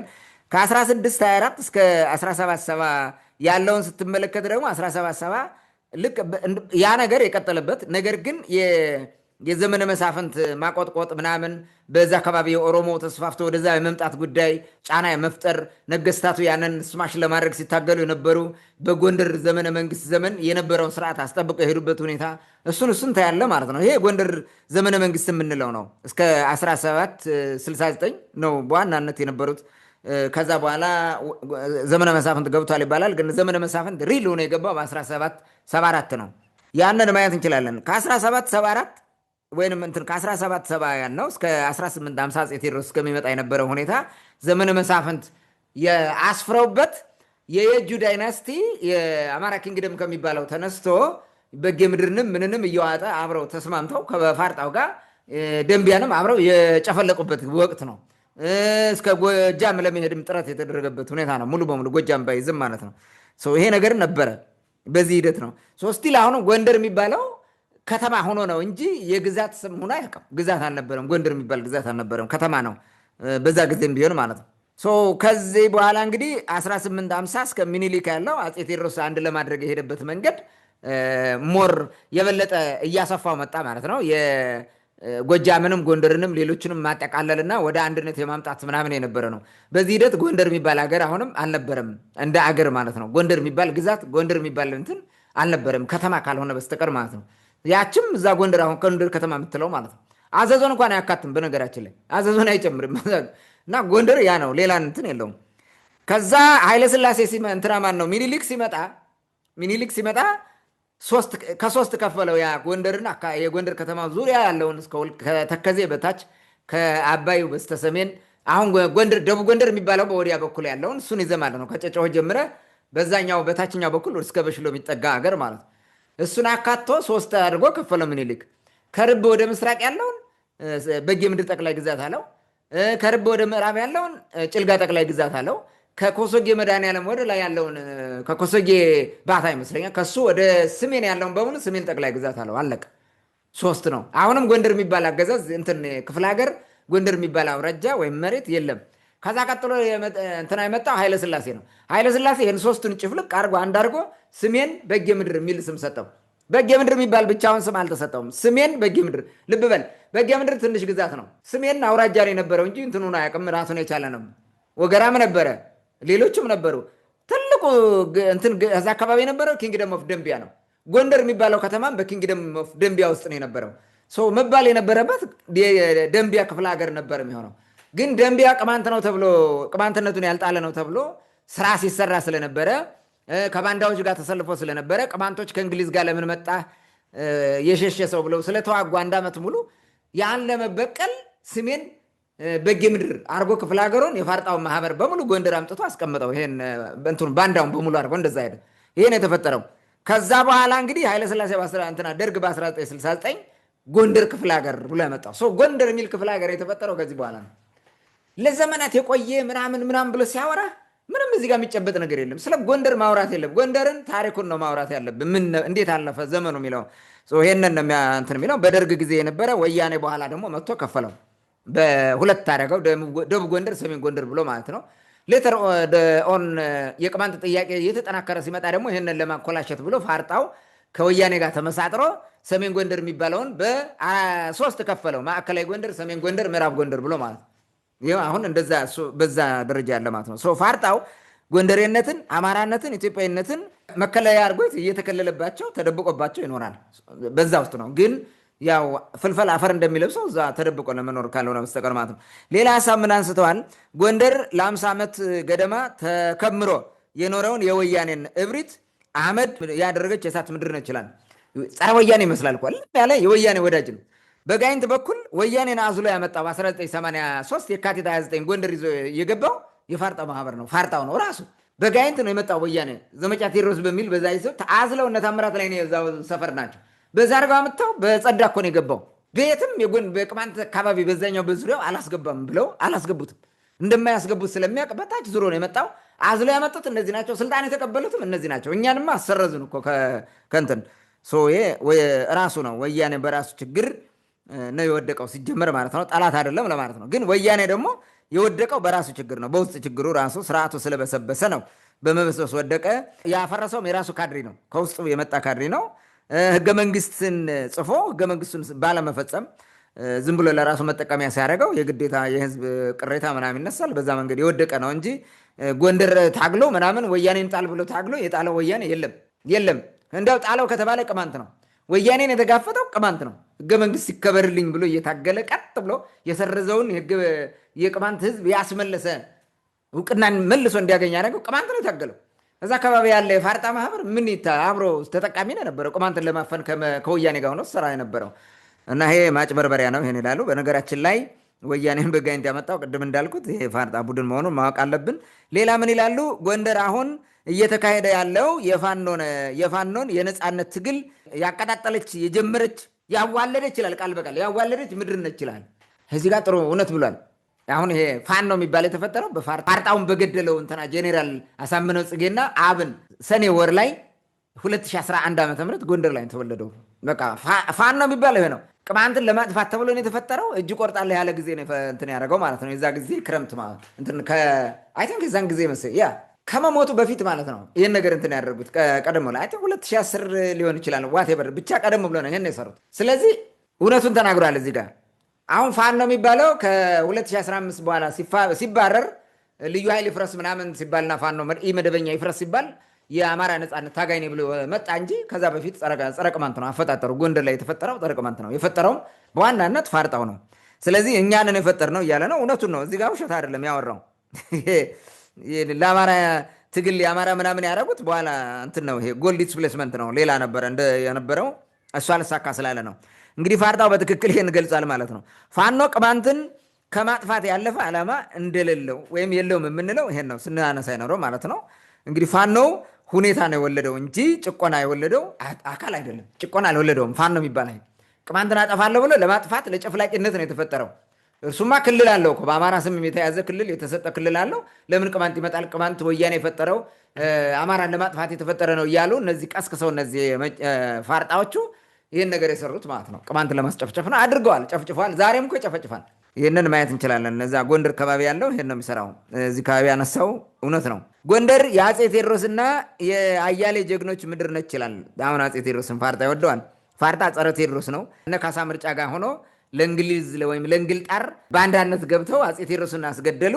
ከዛ በኋላ ሰሞኑን እንዲያው ምን እያደረጉ ነው? የአፄ ቴዎድሮስ ሱሪ እያለ አምጥቷል። ሱሪውን ከየት አገኙት? ጠይቃቸው። ከየት ነው ያመጡት ሱሪውን? አፄ ቴዎድሮስ ሞተ። እነዚህ መርተው ወስደው እንግሊዝ ወታደሮችን ሲጨርስ እጅ ላለመስጠት ራሱን አጠፋ። ሂደው ሱሪውን ምናምን ይዘው መጡ። አፄ ቴዎድሮስ ሰብስቦት የነበረውን የኢትዮጵያን ሀብት ለእንግሊዝ አስረክበው እንግሊዝ በአጋሳሶቹ ጭኖ ወሰደ። መጽሐፍት የለ ምን የለ ስንት ቅርስ ወሰደ። ፀጉሩን ሁሉ ቆርጥ እኔ እንዲያውም ራሱ እንትኑን እየቆራረጡ ወስደው ግዳይ ጣሉ ይመስለኛል። እልልታቸውን ሊገልጹ እኮ ነው። መሞቱን ለማሳየት እኮ ነው። ሱሪ አውልቀው ምናምን እዚያ ሞተበት ሰብስበው ይዘው የመጡት። ልብሱን ከየት አመጡት? እንደዛ አድርገው አምጥተው አሁን የክብር መግለጫ አስመስለው ያመጡልሃል። ያ ማቀለጃ ማሾፊያ ነው። ጥቁር ውሻ ይውለድ ያሉት እነዚህ አይደል? ተሰብስበው ይህን አፄ ቴዎድሮስን የወለደ ቅማንት ጥቁር ውሻ ወደ ስልጣን የሚያመጣ ሰው ጥቁር ውሻ ይውለድ ብለው እርግማን የረገሙ እኮ እነዚህ ናቸው። እና አሁን ስለ አፄ ቴዎድሮስ ጀግንነት ሲያወሩ ደግሞ ፋርጣ ስለነ ባንዳ አሞራ ውብነህ ያውሩ እንጂ ማነው ውብነህ ተሰማ የሚባለው ሰውዬ ስለሱ ይሄ በዱካው የፈረመው ያዚህ በፊት ያቀረብ ነው። ስለሱ ይዝፈኑ ያውሩ ይፎክሩ ይሸልሉ እንጂ ደግሞ ስለ አፄ ቴዎድሮስ ምንም የላቸው ግዴታ ለመጠቀም ብለው የሚሰሩት ካልሆነ በስተቀር ማለት ነውና የሰሞኑ ሱሪ ግን በጣም የሚደንቅ ነው። ይሄ ሽፋን ነው፣ በነገራችን ላይ ሽፋን ነው። ፋርጣ እንግዲህ ይሄን ነው የሚያደርገው። ከዚህ ያለፈ ነገር የለውም። ምንም እንትን የለውም። እንዲህ ነው የሚሸፈነው። ሲፈልግ አፄ ቴዎድሮስ እንትን የለውም፣ ኖርም የለውም። እርም የሚባል ታውቃለህ? እርም የለውም ይላል እኛ ሀገር ሰው። የሚከለከለው ነገር የለም። ሁሉን ማድረግ ይችላል እየተገለባበጠ እንደ ሁኔታው ማለት ነው። ሌላ ምን ይላል? ከቅርብ ጊዜ ወዲህ ይላል አሁን በመግለጫው ሌላ ከቅርብ ጊዜ ወዲህ ምንጫቸው የማይታወቅ ጸረ ጎንደር ዘመቻ ተከፍቷል ይላል። ምንድን ነው ጸረ ጎንደር ዘመቻ? ምን ሆነ? ጸረ ጎንደር ዘመቻ ካለ ቅማንቱም እኮ ይመለከተዋል። ቅማንቱም ማኩረፍ አለበት። ምክንያቱም ቅማንቱም ጎንደሬ ነው። እንደዛ ከሆነ ማለት ሰው ምንጫቸው የማይታወቅ ይላል። ግጥም አድርጎ ነው የሚያውቀው። እንዴ ሰኔ 15 2013 ዓ ም ባህር ዳር የተፈጠረ ችግር ነው ከጎጃሜ ጋር ያጣላል። የጎጃሙ ኃይል ለብቻ ወጣ፣ በቃ አለቀ። ከቻለ ይደፍቃል ጥሩ አድርጎ ምንም ቻለው። ሌላ ነገር ምንም እንትን የለውም። እና ምንጩ ማይታወቅ ብሎ የሚያወራው ነው። አንዴ ነው። ሁለተኛ ጸረ ጎንደር ሳይሆን ጸረ ፋርጣ ዘመቻ ነው። ጸረ ፋርጣ ስኳድ ነው፣ ህዝቡንም አይደለም። የጸረ ፋርጣ ዘመቻ እንጂ ጸረ ጎንደር ዘመቻ የለም። ይሄን እንትን ማለት እንችላለን። ምንጩ ማን ነው የሚለው? ምንጩ የፋርጣው ሰይጣናዊ አሰራር ድርጊታቸው በሰው ላይ የሚፈጽሙት አሻጥር ምናምን እሱ የወለደው ነው። ሌላ ነገር የለም እንጂ ዝም ብሎ ብድግ ብሎ የደቡብ ጎንደር ሰው የሚጠላ የለም። ወይም ማህበር ጥሩ ከሰራ የሚጠላ የለም። ለምን ልማት አያለማም? ለጎንደር እዛ ለግሉ ከሚሰራ ማለት ነው። እና ይሄ ነው እንትን የሚለው። ሌላው ምን ይላል? በጎንደር ልሂቃን ላይ የማባራ የሐሰት ትርክት እየመነጨ ነዋል። የጎንደር ልሂቅ እንግዲህ አባ ዮሴፍም እኮ የጎንደር ልሂቅ ነው እና አባ ዮሐንስ የሚባሉት የጎንደር ልሂቅ ናቸው። እነ እዝራ አዲስ የጎንደር ልሂቅ ናቸው። እንግዲህ እንዲህ ነው የሚቆጥረው። እስኪ አምጣ እንደ የሰሜን ጎንደር ሰው ቆጥረህ አምጣ እስኪ ከንፍራዝ ወደዛ ያለ ደንቢያን ጨምረ ሌሎችን ከዛ ወደዛ ያለ ጎንደሬ እዚህ ውስጥ አለበት። የት አለ የዛ ሰፈር ልሂቃን? አንድ ጳጳስ ተገኝተው እንኳን ከጫጭቆና አካባቢ የመጡ ይመስለኛል። አንድ ቅማንት ጳጳስ ተገኝተው በመርዛር እንደ ገደሏቸው አባረጋ የሚባል እንዴት አድርገውና ምን ያጠፏቸው? ከዛ በፊት አንድ ጎንደሬ ጳጳስ ነበሩ፣ በ1990ዎቹ የነበሩ አባ ሰላማ የሚባሉ እንዴት አድርገው ነው በምንድን ነው በጥላ ወጊ ነው የሚሉት ሰዎቹ እንዴት አድርገው አሰቃይተው እንደገደሏቸው እየመረጡ አይደል እንደሚያጠፉት። እነዚህ ራሳቸው እኮ በቃ እንደ ሾተ ላይ ነው እኮ የሚሰሩት። ይሄ ማህበሩ ማለት ነው። እና የጎንደር ልሂቅ ስትል አታፍርም እንዴ? የፋርጣ ልሂቅ ብለህ መግለጽ አለብህ። ስኳድር በትክክል ስኳድር ነው ሰው። እኛን አሁን የጎንደር ልሂቅ በሚል ራሱን ለመከላከል ነው የፋርጣ ዘመቻ እንጂ የጎንደር ዘመቻ የለም። እንዳልኩት በፋርጣ ስኳድ ላይ በሚል ቢስተካከል ጥሩ ነው። በጎንደር ልሂቃን ላይ የሚባለው ማለት ነው ውሸት ነው። ይሄ ትርክቱም እውነት ነው። በዚህ ልሂቃን ላይ በፋርጣው ልሂቅ ላይ የሚነገረው ትርክት እውነት ነው፣ የምናነሳውም እውነት ነው። ፋርጣ ስኳድ ኦፖርቹኒስት ነው። እንደ ኦፖርቹኒስትነቱ የሚሰራውን ስራ ይሰራል። እውነት ነው የሚባለው። እንዲያውም ያንሰዋል። ገና እኮ አልተገለጸም። ገና ብዙ ጉድ ይወጣል። እሱን ማየት ያስፈልጋል። በዚህ የሐሰት ትርክት ምክንያት ብዙ ጎንደሬዎቹ ተገድለዋል፣ ንብረታቸውም ወድመዋል ይላል። እንግዲህ ስኳድ የማን የወደመው? ማን ወደመ? ያ ባለፈው እንግዲህ ደቡብ ጎንደር ላይ የነበረው ዘመቻ ማለት ነው። እነሱ መሰረት ነው በሚሉ ፋኖ ሲበሉ ማለት ነው። እርሱን የበላቸው መጥቶ ማለት ነው። እሱን እንትን ለማለት ይመስለኛል። ያ ራሷ የፈጠረችው እንትን ነው የበላት። ራሷ የሰራችው ግፍ ነው ይህን ነገር ያመጣው። ያም ቅማንት ላይ በሰሩት ግፍ ያ ሁሉ በደል አንደኛ ተበሉብን የሚሉት እኮ እነ እንትናን ነው። እነ ማን መኮንን የሚባለው ሰው እና አምባቸው መኮንን ምናምን የሚባሉት እንትን ነው። አንደኛ ተበልቶብናል የሚሉት ማለት ነው። ይሄ ቅማንት ላይ በሰሩት ግፍ እግዚአብሔር የቀጣቸው ቅጣት ነው። ጥሩ ቅጣት ነው የቀጣቸው፣ በጣም ጥሩ። ሌላም ሊሰሩ ነበሩ። እንዲህ ቅማንትን ከገጸ ምድር ለማጥፋት አቅደው ትልቅ ስራ እየሰሩ ስለነበረ ነው ፈጣሪ ቶሎ ብሎ ይወሰዳቸው እና ደግ ነው ያደረገው እሱ። ያ ምንም እንትን የለውም። ስለዚህ በስራ ነው በራሳቸው ሴራ ነው እንደዚያ የሆኑት እንጂ በጭፍን ጥላቻ ስለተዘመተባቸው ስለተወራ አይደለም። ማህበራት ታደራጁ ብሏል ተናግሯል ዘመነ ካሴ ራፎ በአምቻ በጋብቻ ብሏቸው ነበረ። ያው እሱን ይመስለኛል እንደዛ የሚያነሱት። ይሄን ጸረ ጎንደር ትርክት የሚያራምደው በአማራ ብሔርተኝነት ጭምብል የተደበቀ ቡድን ነው። በተለይ ደግሞ ዘመነ ካሴ ነው። አቶ ነው የሚሉት፣ እንደውም አቶ ዘመነ ካሴ ነው። ሌላ አርበኛ ይሉታል፣ ታጋይ ይሉታል። እነዚህ ግን አቶ ብለው ጠሩት ማለት ነው። ከክብሩ ሲያጓርዱት ማለት ነው። አሁን ለጊዜው ተበሳጭቶ ነው እና የእንትን የጎጃም ሊቃውንት ካገኘ ደግሞ ይወርድብሃል። ምክንያቱም ቅዱስ ዘመነ ካሴ እያሉ ነው ቅድ የሚቀኙለት። አንተ እዚህ አቶ ትላለህ እንዴ? አታፍርም እንዴ? ይሄ በጣም አስቸጋሪ ነው። ንጉሳችንም ይሉታል። ኤኒዌይስ ምንም ይህን ምን በተለይ አቶ ዘመነ ካሴ እየዘመተብን ነው ይላል። እንግዲህ ይሄ የሰኔ 15 2011 ዓ.ም ቁርሾ ለመበቀል የሚደረግ ስም የማጥፋት ዘመቻ ነው ዘመነ ካሴ ላይ ማለት ነው። አንዱ ይሄ ነው እንትን የሚለት ፋርጣው እነ ዋሴ እዘዝ እነዚህ መሰር የሆኑ ግለሰቦች ማለት ነው ያስገደለብን ዘመነ ካሴ ነው ብለው ያምናሉ። ስለዚህ ዘመነ ካሴ በአማራ ትግል ውስጥ መሪውን እንዳይሆን ይታገላሉ። ነገም ፋርጣን አናቱን ይለዋል። ይህ በጣም አደገኛ ሰው ነው ብለው ነው ዘመነ ካሴ ላይ የሚያተኩሩበት። በግልጽ ስለሚናገር ተናገራቸውም። እዛ ጋም ደግሞ ሰኔ 15 ጋር ስለሚገናኝ በዚህ ምክንያት ዘመነ ካሴ በምንም ይሁን በምን የአማራ ትግል ይሁን ወደ ንግስና ይሁን ዋቴቨር እንዳይመጣ ነው። አሁን ጥቁር ውሻ ይውለድ ማለት ነው። እንግዲህ ዘመነ ካሴ ወደ ስልጣን ያመጣ ጥቁር ውሻ ይውለድ እያለ ነው በለመደው ማለት ነው። ፋርጣ እየተረገመ ማለት ነው። ይሄ ነው በጣም እንትኑ ይሄ ጉጉቱና መሰረታዊ ፍላጎታቸው ማለት ነው። የፋርጣው ስኳድ ከፋፋይና ጸረ አማራ፣ ጸረ ኦርቶዶክስ፣ ጸረ ኢትዮጵያዊ ነው ያልኩት ለዚህ ነው። የሚያደርገው ነው አምጣው ይኸውልህ። አያረል ዘመነ ካሴ ስልጣን አይይዝማል። ማንም ይዘው ከፋርጣ መምጣት አለበት። ወይ ደግሞ ሌላ ተላላኪ መምጣት አለበት ሌላ ቦታ ማለት ነው። አብይን ተላላኪ እናደርገዋለን ብለው አምጥተውት ነበረ። እርሱ ጸረ ሲሆንባቸው አሁን ዛሬ ይረግሙታል ግንባሩን ብለው ምናምን የሚለው ይሄ ነው። እንደዚህ ነው። ከፊት የሚላላክ ሰው ከፊት ማድረግ ይችላሉ። ዘመነ ካሴ ግን አይላላካቸውም በፍጹም። በዚህ ምክንያት ነው ጸረ ጎጃም ሆነው ማለት ነው መከራቸውን የሚያዩት። በአቶ ዘመነ ካሴ ስም የማጥፋት ዘመቻ እኛ የፋርጣ ማህበር አባላት የፋኖን ትግል በጥያቄ ምልክት አስቀምጠነዋል ነው እሱ። እኛ ጎንደሬዎችና እንትኑ መግለጫው ነው ቃል በቃል የፋርጣ ማህበር አላሉም እነሱ። መግለጫው ግን በግልጽ ይሄን እንቃወማለን ጥያቄ ውስጥ አስገብተነዋል የፋኖን ትግል አለ። ቆየ እኮ እሱ የጎንደር ክልል መሰረታለሁ ብሎ እየተደናበረ አይደል? የምን የአማራ ትግል አለ እዚህ ውስጥ? የለም። ፋርጣ ለአማራ አስበው ያውቃል? እንኳን ለአማራ ለደቡብ ጎንደር ሰው አስበው ያውቃል? አያስብም። መዝረፍ ነው። ስለዚህ ምቹ ሁኔታ ለዝርፊያው ለመፍጠር ይሄ እንዳይጋለጥ ነው መከራውን የሚያየው እንጂ ፍልፈል አፈሩን ለመቆለል የበለጠ ለመደበቅ እንጂ እውነት ለአማራው ምናምንም አስበም አይደለም። ይሄን ተቃውሞናል። የአማራን ትግል አሁን በዚህ ጥያቄ ውስጥ አስገብተነዋል ነው። ቆያችሁ እኮ ዛሬ ነው እንዴ እንደዛ ነው? ቆያችሁ ነው። ከብልጽግና ጋር የሰላም ካውንስል ከፍተው ፋኖ የሚባለውን እያፍረከረኩ እያፈረሱ እንዳለ ሲያስገቡት የነበሩት እነዚህ እኮ ናቸው። እስኪ ወደኋላ ሄድና እነ አማረ ሰጤ የሚባለው ሰውዬ ደቡብ ጎንደር እየሄደ እየጠራረገ ሲያስገባው ይሄ ፋኖ ምናምን የሚባለውን ወደኋላ ሄድና እነዚህ እኮ ናቸው። ሌላ ምንም የለም። እነዚህ የካውንስል የሚባለው እንትና ነው። አሁን ዮሴፍ ደስታ የሚባለው ሰውዬ ነው ካውንስሉ ሊቀመንበር። እንዲህ እያደረጉ ነው የሰላም ካውንስል እያለ እየጠራረገ እያገባ ያጠፋው ማለት ነው። ቆዩ እኮ ከሰሩ ይሄንን ነገር። ለዛ እኮ ነው ከጎጃሞችም ጋር አንደኛው የማያስማማቸው ነገር አማራ የሚለውን ትታችሁ ጎንደሬ የሚል ሙሾ ጀምራችሁ እኮ ቀደም ብላችሁ ነው ማለት ፋርጣው ከጀመረ ይሄን ቆይቷል። አማራ የሚለውን ትቶ ሌላ ሙሾ ከጀመረ ማለት ነው። እና ይሄን አንስተዋል። ሌላ ምን ይላል? የዘመነ ካሴንና ድርጅቱን አፋብን ነው የሚሉት እሱ አፋብን ከወያኔ ጋር መጣመር እናወግዛለን ይላል። ሌላ ችግር ነው። አሁን ልብ በል አፋብን የሚመራው ማን ነው? ዘመነ ካሴ። አፋብን መወሰን ያለበት ማን ነው? ዘመነ ካሴ ነው። ድርጅቱና ዘመነ ካሴ ከወሰኑ እሱ ምን አገባው? ከወያኔ ጋር አይደለም ከሌላ ጋር ቢሄድ ከኦነግስ ጋር ቢተባበር ምን አገባቸው? እኮ አፋብን መሪው እሱ ነው። ድርጅቱ አለ። ከድርጅቱ ከስር ያሉ ሰዎች የገመገሙ በስርዓት ተስማምተው ነው። መቼም ዘመነ ካሴ ብድግ ብሎ ሂዶ ከወያኔ ጋር አይተሳሰርም። አጽድቀው ነው በኮሚቴ በምን በስራ አስፈጻሚ ተወያይተው እንዳለ ነው እንትን የሚያደርጉት።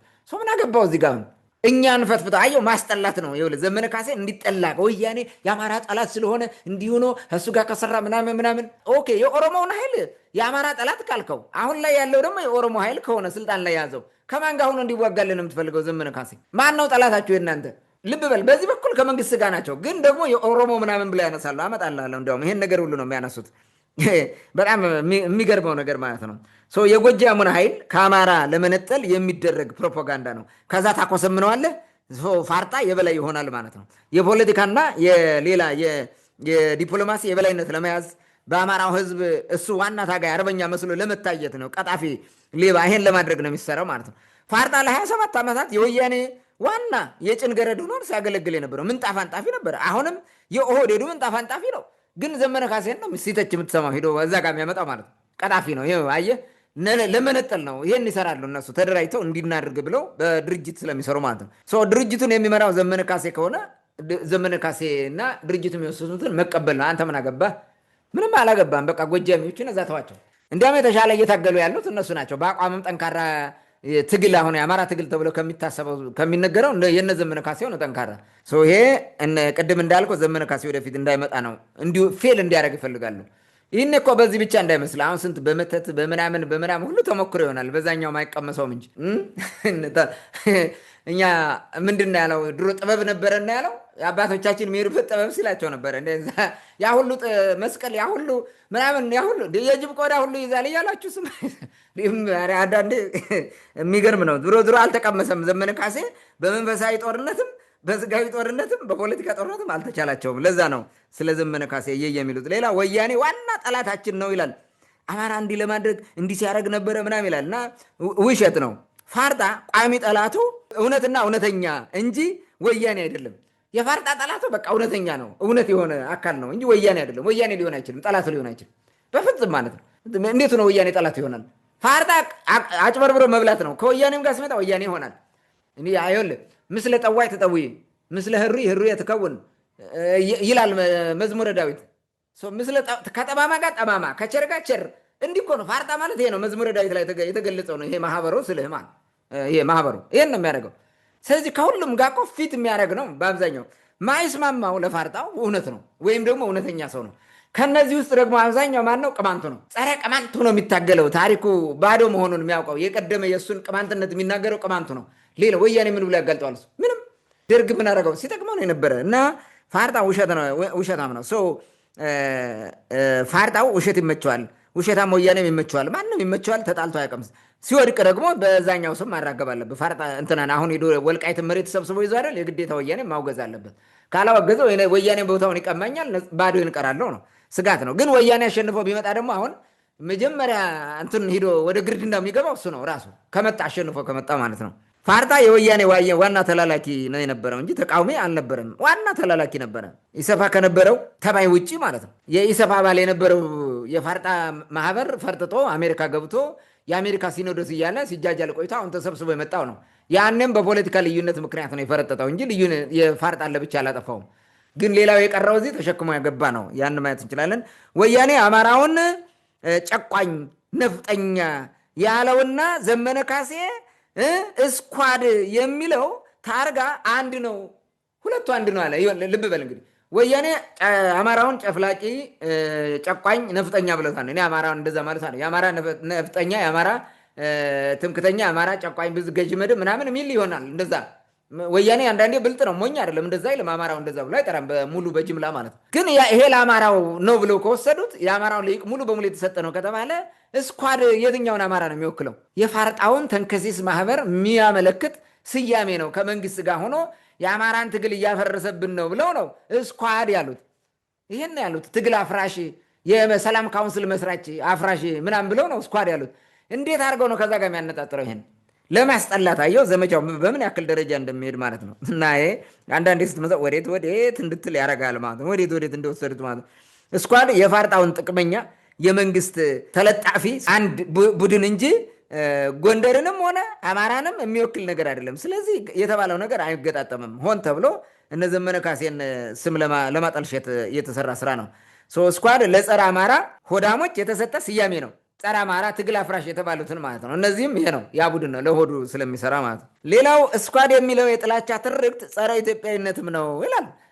ራሱን ኢትዮጵያ ያደረገው እኔ ኢትዮጵያዊ ነኝ አይተ ከሆነ ምን ይላል? የፋርጣው ማህበር አባላት ሲወጡ በሶሻል ሚዲያ እኛ ኮነን የአማራን ትግል አፍራሽም ቀላሽም አላሽም ሁሉም እኛ ነን፣ ከኛ ውጭ ምንም አራቸው ራሱ አይወጣም ብለው እኮ ነው የሚናገሩት በግልጽ ማለት ነው። ስለዚህ አሁን ኢትዮጵያን ስኳድ ብለህ ስትሰድብ ኢትዮጵያን ሰደብክ፣ አዋረድካት አለ። በምንዛብ እንደሆነ አንዳንዴ በጣም ነው የሚገርመኝ። እና ፋርጣ በጎንደር በአማራ በኢትዮጵያ በክርስትና የታጀለ ሴረኛ ቡድን የጥቅመኛ ቡድን ነው። ምንም እንትን የለም። አሁን ፖለቲካ መስራቱ ነው እንደዚህ ብሎ ማለት ነው። ኢትዮጵያን ነው ይልሃል። እንዴቱ ነው? እንዲያውም ኢትዮጵያን ሲጠብቅ ሲመልስ እነሱ ያፈረሱት ያሳክል የኖረው ቅማንቱ ነበረ። እንደዛ ከተባለ ግን ቅማንቱም እንደዛ ብሎ ተናግሮ አያውቅም ራሱን። ወደ መጨረሻ የተወሰኑ 2 ነጥቦችን ላንሳ ካነሱት ማለት ነው።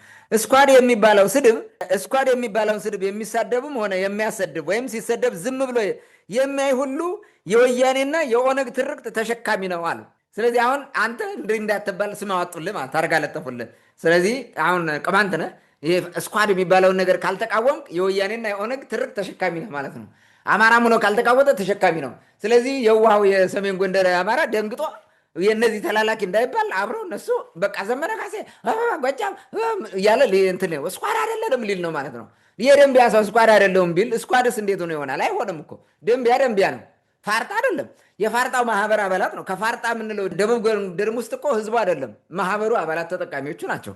ስለዚህ እዛ ጋ ማሯሯጡ ነው አንዳንዴ ፖለቲካ መስራቱ ነው። እና ይሄ የሚገርም ነው። ዝም ብለህ እንዳታያነስ ፋርጣ ከገባችበት ቅርቃር ለመውጣት የምታሰማው ጩኸት ነው ይሄኛ። አሁን ድረሱልኝ እኮ ነው። እና የግዴታ ደግሞ እናንተ እንዲህ ከሆናችሁ እንዲህ ናቸው፣ አለበለዚያ ከእኛ ጋር ተሰለፉ እንደሚባለው ነው። እኛን ካልሆናችሁ እነሱን ናችሁ የሚለው ማስፈራሪያ፣ የደናቁርት ማስፈራሪያ ነው። መላው የጎንደር ተወላጆች የተከፈተብንን ጸረ ጎንደር ዘመቻ እንመክት ዘንድ በአንድነት እንቆም ብሎ ጥሪ አስተላልፎ መግለጫውን ዘጋው ማለት ነው። ይህ ነው አሁን ዋናው። ጎንደሬ በሙሉ አንድ ሆነና ለምን እስኳድ ተብለህ ተሰድበሃል?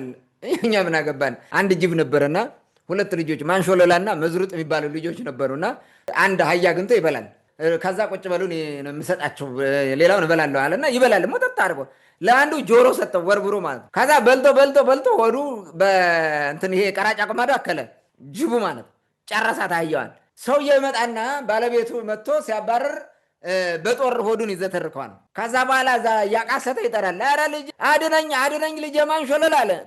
ለእኔ ምን ሰጠኝ ከአንድ ጆሮ ሌላ አለው። ከዛ ቀጥሎ ደግሞ ልጄ መዝሩጥ አድነኝ ልጄ መዝሩጥ አለ። እንደ በላ ሩጥ ብሎ ጥሎት ሄደ። እንደ በላ ቻለው እንጂ ለ200 ምናምን ዓመት ሙሉ ብጥብጥ አድርገህ እኛን እየገደልክ እየቦጠቦጥክ እያሳደርክ ስትበላ የነበርክ ፋርጣ ዛሬ በአንተ ኃጢአት እኛ ምን ሆነን ነው ጎንደር እስኳድ ተብሏል ብለን የምንመጣ? እኛ እስኳድ አይደለንም ስላልሆን እኛ ምን አገባን? እስኳድ ጎንደሩ ሁሉ እስኳድ ነውም አልተባለም። ፋርጣው ነው እስኳድ የተባላችሁት። ቻሉት እዛው ምንም ማድረግ አትችልም። እስኳድ እንደ በላህ ሩጥ ነው። ፋርጣ ተባብሮ ይፍጨርጨርና ይታገል። እነዚህ ዘመነ ካሴን ያሸንፍ እንጂ ጎንደርን አታቀላቅሉት። እዛው ራሳችሁ እንደ ፍጥርጥራችሁ ማለት ነው። በእናንተ ሴራ ለምን ጎንደር ይታመሳል? ለምን ጎንደር ሲታገላል? ኑ ድረሱልን ለምን ትላላችሁ? እና እናንተ ምላሳችሁንና ሚዲያችሁን ተማምናችሁ ነው የምትለፈልፉት። እኛ ጎንደሬዎች አፈሙዛችን ማዞር ካለብን ቅኝ ገዢ የሀገር ውስጥ ቅኝ ገዢ ከሆነው እስኳድ ላይ ነው የምናዞረው። ጎንደሬዎች አፈሙዛችንም ብዕራችንም ምላሳችንም መዞር ያለበት ራሱ እዚህ ጋር እስኳዱ ላይ ነው እኛ የምናዞረው። በምንም መንገድ እነ ጎጃሜ ታጋዮቹ እነ ዘመነ ካሴ ምናምን እሱ አይደለም ኖ ከእነሱ ጎን ነው የምንቆመው። ለምን የፋርጣው ማህበር ሲጠፋ አማራውም አንድ ይሆናል፣ አካባቢውም ሰላም ይሆናል፣ አማራው ይረጋጋል። ሽብር የሚነዙበትና ቅባት ሊበላ ነው አገው ሊበላ ነው እያሉ የሚያምሱትም እነዚህ ናቸው እንዳይረጋጋ የሚያደርጉት። ስለዚህ እኛ አማራው እንዲረጋጋ እንፈልጋለን። እንደ ቅማንት ማለት መረጋጋት አለበት አማራው። ለመረጋጋት ነቅናቂው ይሄ ምንድነው? ውሃ ሲሄድ ማለት ድንጋይ አለ አይደል? ያ ድንጋይ ነው የሚያጮኸው። ውሃ ድንጋይ ከሌለ ውሃ ሲጮህ አሰማም። አሸዋ ላይ ከሆነ ምንም አይጮህም ወንዝ ሲሄድ። ድንጋይ ባለው ግን ይንጫጫል። ይሄ ውሃ ውስጥ ድንጋይ ነው እንትን ያለበት መስተካከል ያለበት። ያኔ እርሱን ነው እኛ አስተካክለን ለስላሳ ስናደርገው ውሃው እየጮህ እንዳያሸብር የምናደርገው ማለት። ስለዚህ አማራውን የሚበጠብጡት ሰላሙን ያሳጡት እነዚህ ናቸው። አማራውም ይሁን ቅማንትም ይሁን አገውም ይሁን አፈሙዝን ማዞር ያለበት እስኳዱ ላይ ነው። የትግል አፈሙዝን ማለት ነው። ይሄ ነው ጎንደርን የሚያዋርደው ፋርጣ እንጂ ዘመነ ካሴ አይደለም፣ ወይንም ጎጃሜ አይደለም። የፋርጣው ማህበር ግን አዋርዶታል። ጎንደርን በጣም ነው ያዋረደው። በተደጋጋሚ የሚያዋርደው ይሄ ቡድን ነው። ዘመዱን ወንድሙን አብሮ እንትኑ በደም አንድ የሆነን ህዝብ የሚያስገድል አስገድዶ የሚደፍር እንደ ጦጣ የገደልክ ያክል ነው ንስሓ አትግባ የሚል ይሄ ነው። የትኛው ጎጃሜ ነው እንደዛ ያደረገው? የትኛው ጎጃሜ? ይሄን በደንብ እንትን ማድረግ አለበት ማለት ነው። ስለዚህ ሁላችንም ፋርጣን በጋራ መታገል ያስፈልጋል። ታንኪዩ። መልካም እንግዲህ አጠቃላይ የመግለጫው ይዘት ምን ይመስላል ለሚለው ጥያቄ እያንዳንዱን ሀሳብ እያነሳ ለሰጠን ማብራሪያ ከልብ አመሰግናለሁ። ምናልባት እነሱ በሰፊው ሂደውበታል። መግለጫው በጥቅሉ ከዛ አካባቢ ላለው የመንግስት መዋቅርም በሚመች መልኩ እንደወጣ ነው የተገነዘብኩት እኔ። ምክንያቱም እዚህ ጎንደር አካባቢ ያለውም ደቡብ ጎንደር አካባቢ ያለውም ይሄ አይነት ስሜት ነው ያለው። ሰሜን ጎንደር ውስጥ ያለውም ከደቡብ ጎንደር የመጣ ቡድን ስለሆነ አብዛኛውን የዛን አካባቢ ስሜት የነሱ የጋራ የሆነውን የስኳዱን ስሜት በጋራ የገለጹበት እንደውም ተናበው የጻፉት ሁሉ ነው የሚመስለው። ቅድም ባነሳው መንገድ ከሆነ የጋራ አጀንዳቸው ነው ማለት ነው እንዳጠቃላይ። ስለዚህ እንግዲህ በአጠቃላይ ይሄ አፋብን እኔ ግን አንድ ነገር ማጠየቅ ማለት ያነሱታል ብዬ አስቤ የነበረው ዘመነ ካሴ በሚመራው ቡድን ውስጥ እነሱ አፋብን በሚሉት ማለት ነው በቅማንት ስም የሚጠሩ በርካታ ግለሰቦች አሉ። የህዝብ ግንኙነት ምናምን ይሄ በተለይ ጎንደሩን ወክለው ሂደው ገብተዋል የሚባሉ በስም የሚጠቅሷቸው እንደውም ባለፈው አስተነው ነበር። አንዱ የጃናሞራ ተወላጅ ቅማንት ብለው በስም የሚጠቅሱት የሚያብጠለጥሉት የግድያ ሙከራው ላይ የተደረገባቸው ግለሰቦች አሉ። ብዙ ናቸው፣ ቀላል አይደሉም። እነዛን የመጥቀስ እንትን ይኖራቸዋል ብዬ ነበር። ግን ከመጀመሪያው ጎንደር የሚለውን የኢትዮጵያዊነትና የአማራነት ልክ አድርገው ስለጻፉት ሜይ ቢ ያቀረቡ ጥሪ ላይ መጨረሻ ላይ እኛንም እንደማይመለከት በግልጽ እዚህ ላይም ስለጠቀሱ ምናልባት እነዛን ያነሳሉ ብዬ ነበር፣ አላነሷቸውም። ያም ሆነ ግን ያው ዘመነ ካሴን በስም ጠቀሱት ማለት የእሱ ተላላኪ ናቸው ብለው በጎንደር ፋኖ ስም ተወክለው ተቀምጧል ያሏቸው ቅማንቶች እነሱንም እየጠቀሱ እንደሆነ ግልጽ ማሳያም ሆኖ ሊወሰድ ይችላል። እንግዲህ ብዙን አንስተውታል። ከነፍጠኛ ከምናምን ጋር ያነሱት ነፍጠኛ ነን እያሉ የሚዘፍኑት ራሳቸው ናቸው። ገዥነን ምናምን የሚለውንም ራሳቸው ናቸው። ምናልባት ሌላው ቡድን እነሱ የሚጠሉት ኃይል ሲናገረው ስድብ የሚሆንበት አጋጣሚ በእነሱ እይታ ሁልጊዜም ስለሚነሳ ነው እንጂ የተለየ ነገር አለው ብዬ አላስብም። እንግዲህ በመጨረሻ ይህ ቡድን ወይም ይህ ስኳድ ጎንደርን የሙጥኝ ብሎ እንደዚህ የሚበዘብዛት ለምንድን ነው የሚል ጥያቄ ብናነሳ፣ በተለይም ይህ ቡድን ሁልጊዜም በጎንደር ስም ይሸቅጣል። በዚህ ልክ የሚሸቅጠው በጎንደርስ የሚነግደው የሙጥኝ ብሎ እንደዚህ የሚበዘብዘው በተለየ ማለት ለግሉ የሚያገኘው ከሌላው የተለየ ጥቅም ምንድን ነው የሚል ጥያቄ ወደ አንተ ላምጣና የዛሬው ውይይታችን በዚህ እንዝጋው። ኦኬ ቅድም እንዳልኩ እንግዲህ መሸፈን አለበት፣ አፈር ውስጥ መግባት አለበት። ፍልፈል ምንጊዜም አፈር ውስጥ ተደብቆ ነው፣ መሬት ውስጥ ነው የሚደበቀው። ጎንደር መሬት ነው ለፋርጣው ማህበር ማለት። ችግሩ የሚገለጠው መቼ ነው? አፈሩን እየቦረቦረ ወደ ላይ አውጥቶ ሲቆልልብህ፣ የተከልካቸውን አትክልቶች እየነቃቀለ ሲጥልብህ የዛ ጊዜ ነው የምታውቀው። መሬት ውስጥ አፈር ካልቆለለ አታውቀውም። የፋርጣው ማህበር እንደዛ ነው። ጎንደርን እንደ መሬት ነው የሚለብሰው። ከጎንደር ወጥቶ እኮ ከባህር የወጣ አሳ ማለት ነው ፋርጣ ማህበር። ስለዚህ የግዴታ በጎንደርነት ነው ማጭበርበር ያለበት። በዋናነት ጎንደሬ ጎንደሬ ጎንደሬ የሚለው ዘፈን እንኳን እየከፈለ የሚያዘፍናቸው ዘፋኞች ማን ነው? ባለፈው ይሄ አሞራው ምናምን ያለው እንደገና ደግሞ ፍቅር አዲስን ሰሞኑን ደግሞ እንደዚህ ያዘፍኑት በቅርብ ጊዜ ማለት ነው። ስለ ይሄ ምንድን ነው በጌ ምድርነትን በጌ ምድር የሚለውን የጎንደርነት የውሃ ልክ ለማድረግ ሁሉ ነው የሚሰሩት ነው። በጌ ምድርን በዋናነት ጎንደር በቃ ዋና ጎንደር ሲባል በጌ ምድር እንደሆነ ለማስባል ብዙ ሰርተዋል።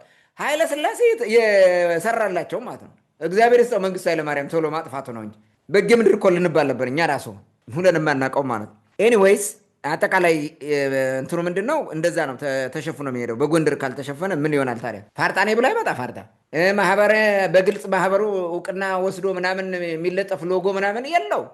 እንደዛ ከሆነማ በቃ ፋርጣ እንትን ሃርምለስ እኮ ነው የሚሆነው። ሃርምም ካደረገ ስለሚጠየቅ ማለት ነው ተጠያቂ ይኖረዋል። ፋርጣ እኮ ሲሰባሰብ በማርያምና በሚካኤል ማህበር ነው የሚሰባሰበው። የትም ቦታ ሄዱ ወይ የሚካኤል ማህበር ነው የሚጠጣው ወይ የማርያም ማህበር ነው የሚጠጣው። እኔ እንዴት ይህንን ተንከሲስ ቡድን እግዚአብሔር ራሱ ዝም እንደሚለው አንዳንዴ ሳስበው በስሙ ራሱ ሲቀልድ ማለት በቅዱሳን ስም ሲቀልድ እንዲሁ ነው የሚኖረው። የምሕረት ዘመን ስለሆነ ይምራቸዋል። ምንም እንትን የለውም። ለጊዜው ሲሄድማ ይፈረድበታል። የት ይተዋል? ይህም ሁሉ ማየት እንችላለን ማለት ነው። ጎንደርን ለብሶ ነው ጎንደርን ሰልቦ የገራው ፈረሱ ነው። ልክ አሁን ፈረስን ስልብ ታደርገዋለህ ከፈለግከው፣ ከዛ በኋላ ትገረዋለህ፣ ልጓም ካፎ ታገባለህ። ሁልጊዜ አንተ መቀመጫ ነው። ጎንደር የፋርጣ መቀመጫ ነው። የተገራ ፈረስ ነው። ልጓም አለ ካፎ ነው። አይናገርም። በሃይማኖት ተሸብቦታል፣ በተለያየ ነገር ሸብቦታል፣ ፍርሃት ለቆበታል። የራሱ ልጆች የሉም። ጠንካራ የራሱ ልጆች እንዳይኖሩ አድርገውታል። ባይተዋር ነው ጎንደር። ይበላል፣ ይዘረፋል። ስለዚህ በጎንደር ነው መቀለድ ያለበት። እሱ ጎንደሬ ነው። እኔ ነኝ ልሂቁ አለ እኮ ጎንደሬ። የጎንደር ልሂቃን ተሰደቡ የሚለው እኮ ፋርጣው ነው። ይሄን ነው ይሄ ቅድም አሁን እነ እዝራ የሚባሉ እዛ ቁጭ ብለው የደንቢያንም ሰው የወገራንም ሰው የሚመጣ ተማሪ ማያስተምር የፋርጣ ብቻ እየመረጠ የሚያስተምር ይሄን ሰው ሁሉ ሰደበብኝ ትላለህ። ይህን ስትናገረው ማለት ነው። ይሄን እንደዛ ነው የሚያደርገው። ስለዚህ ጎንደር ምሽጉ ናትና ምሽጉን ላለመልቀቅ ነው። ምሽጉ ውስጥ ነው የሚያወራ። ምሽጉ ከወጣማ ችግር ነው፣ ይመታል። እንደዛ ስለሆነ ነው ጎንደሬው ለሀገሩና ለወገኑ ሟች ስለሆነ ማኒፑሌት ያደርጉታል። ጎንደሬውን እያያ በለው ግጠም አለኝ ምናምን እያለ እየመጣ የሚዘፍነው እኮ ፋርጣው ጎንደር ላይ እኮ ነው መጥቶ የሚዘፍንልን። ጎንደር ግን ፋሲል ግንብን ተጠቅሞ እየዘፈነ እኮ ነው እንትን የሚልልን። እንዳትለው የመንግስትን መዋቅር እሱ ነው ተቆጣጥሮ ያለው። ሞራል የለውም። መንግስት በቃ የፈለገውን ስጠኝ ብለው ይሰጣል። እንደዛ ሂዶ ያደርጋል። ከዛ በኋላ የመንግስት መዋቅር ይዞ የፈለገው ይጫወትብሃል። ያንተን ቅርስ ያንተን ውርስ ይጫወትብሃል። ስለዚህ ጎንደር የእንትኑ ነው፣ መቦጥቦጫው ነው፣ መብያው ነው፣ የከርስ መሬቱ ነች፣ የከርስ ቤቱ ነች። ሁሉ ጊዜ ይህን ስለሚያደርግ ነው ጎንደር ከ1774 ዓ ም ጀምሮ የዚህ ሰይጣናዊ ማህበር ርስቱ ናለች ማለት ነው። ርስቱ ነው ቆይቷል። ስለዚህ ርስቱና ስለቆየች ምን ማድረግ ትችላለች? እንዴት ተዋታል? ጎንደር እኮ ሚስቱ ናት፣ የፋርጣ ሚስት ነች። አሁን ውሽማን በላት በፈለገ ጊዜ የሚተኛት ማለት ነው። ጎንደር የፈለገው የሚያደርግባት ጎንደር እንደዛ ነች። ስለዚህ ጎንደርን እንዴት ይተዋል? ከርሱ እኮ ነው። ከዛ ወጥቶ እኮ መኖር አይችልም። አሳ ከባህር ወጥቶ እንደማይኖረው ማለት ነው። ፋርጣው እስከዛሬ ጎንደሬውን እንደፈለገ ሲያዋጋው ሲያጋለው እርስ በርሱ ማለት ነው፣ ሲያስፎክረው ሲያስሸልለው የፈለገውን ነገር ሲያደርገው ኑሯል። እናም የሚደበቀው በጎንደሬነት ነው፣ ቀጥሎ በኢትዮጵያዊነት ነው። አሁን ደግሞ በአማራነት መጠበቅ ወቅት ፋሽን ተብሎ በዛ ከ2010 ጀምሮ እንደዛ ያደርጋል። አሁን ትቶት ወደ ጎንደር ተመልሷል። ፋርጣው ይሄን ነው የሚያደርገው። ስለዚህ ጎንደር ማለቱ ግድ ነው ማለት ነው። ግድ ነው። ሌላ በምን ይቆማል? በጌ ምድር እያለ ብሄር ማን ይቀበለዋል? ማንም አይቀበለውም። መንግስቱ ኃይለማርያም ይሄ ነገር መቅረት አለበት ተብሎ ስድብ ነው ተብሎ ያስቀረው እኮ መንግስቱ ኃይለማርያም ነው። በእነዚህ ልሂቃን ምክንያት እኮ ነው የወጣ ይሄ ስም። ዝም ብሎ የተፈጠረ ይመስላል። ለምንድን ነው ደንቢያ እንደዛ የሌለው? ለምንድን ነው ጎጃም እንደዛ የሌለው? ለምንድን ነው ሸዋ እንደዛ አይነት ስድብ የሌለው? ለምንድን ነው? ዋይ ይህ እኮ ፋክት ነው። እነዚህ ልሂቃን ክፉ ስለሆኑ ነው። ህዝቡ ክፉ ስለሆነ አይደለም። ህዝቡ የዋህ ነው። የጥንት ገልቦና ሲከተል የነበረ ገኦሪት ሲከተል የነበረ በኋላም ወደ ክርስትና የመጣ ህዝብ ነው። በቃ ምን ያደርግ ህዝቡ? ምንም ማድረግ አይችልም። ስለዚህ ልሂቁ ነው ይሄን የሚያደርገው። እንዲህ ይሄን ሁሉ ስም ያሰጠው ምናምን ልሂቁ ነው። በዛ መጠራት አይፈልግም። በጎንደሬነት ነው የሚጠራው። እና እኔ ጎንደር ይኸውልህ አዲስ አበባ እያለሁ ማስተርስ እየተማርኩ አጠገቤ የሆኑ ጎንደሬ ነኝ ብዬ እናገራለሁ። ያ ጎንደር ነው የመጣው ስል ጎንደሬ ሲባል ማለት ሰው የሆኑ እንትኖች ተሰባስበው መጥተው ጎንደሬ ምናምን እንኳን እኛም ጎንደሬ ነን እንገናኝ እንተዋወቃለን። ተዋወቅና ቆየን። ከዛ 1-2 ቀን 3 ቀን እንደዚሁ በቀጠሮ እየተገናኘን አንድ ቀን የት ነው ተወልደህ ያደግከው አሉኝ። ለአርማጭሆ አልኳቸው። ጎንደር ለአርማጭሆ ነው እንዲህ ኧረ ምናምን አሉ። ቅዝዝ አሉ። ከዛ በኋላ ሄዱ መጥተው አያውቁም ተመልሶ።